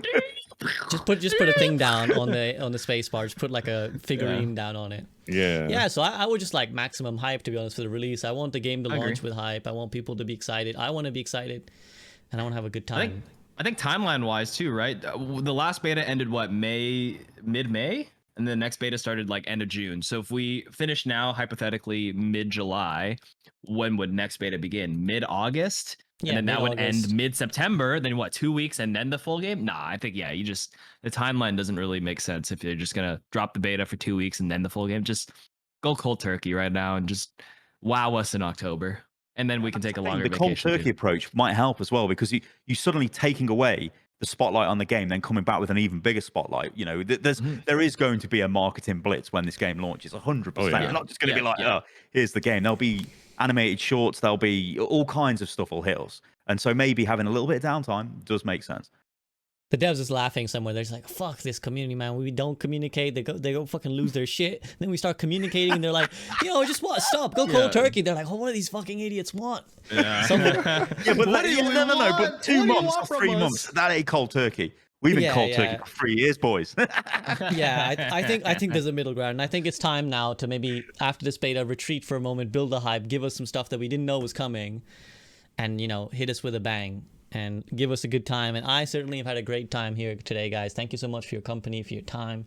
It has been a blast. The hours have rolled by. And as always, guys, make sure you check out all these awesome creators and their socials, ! In the Twitch chat before their names will come up with a link to their socials. In the YouTube and Spotify, those of you listening, it'll be in the video description in the future. So once again, thank you so much, guys. It has been a blast. Yeah, anything else you want to add? Yo, where's my Brig skin? I've been scammed. Where is this? I've purchased this from your stream.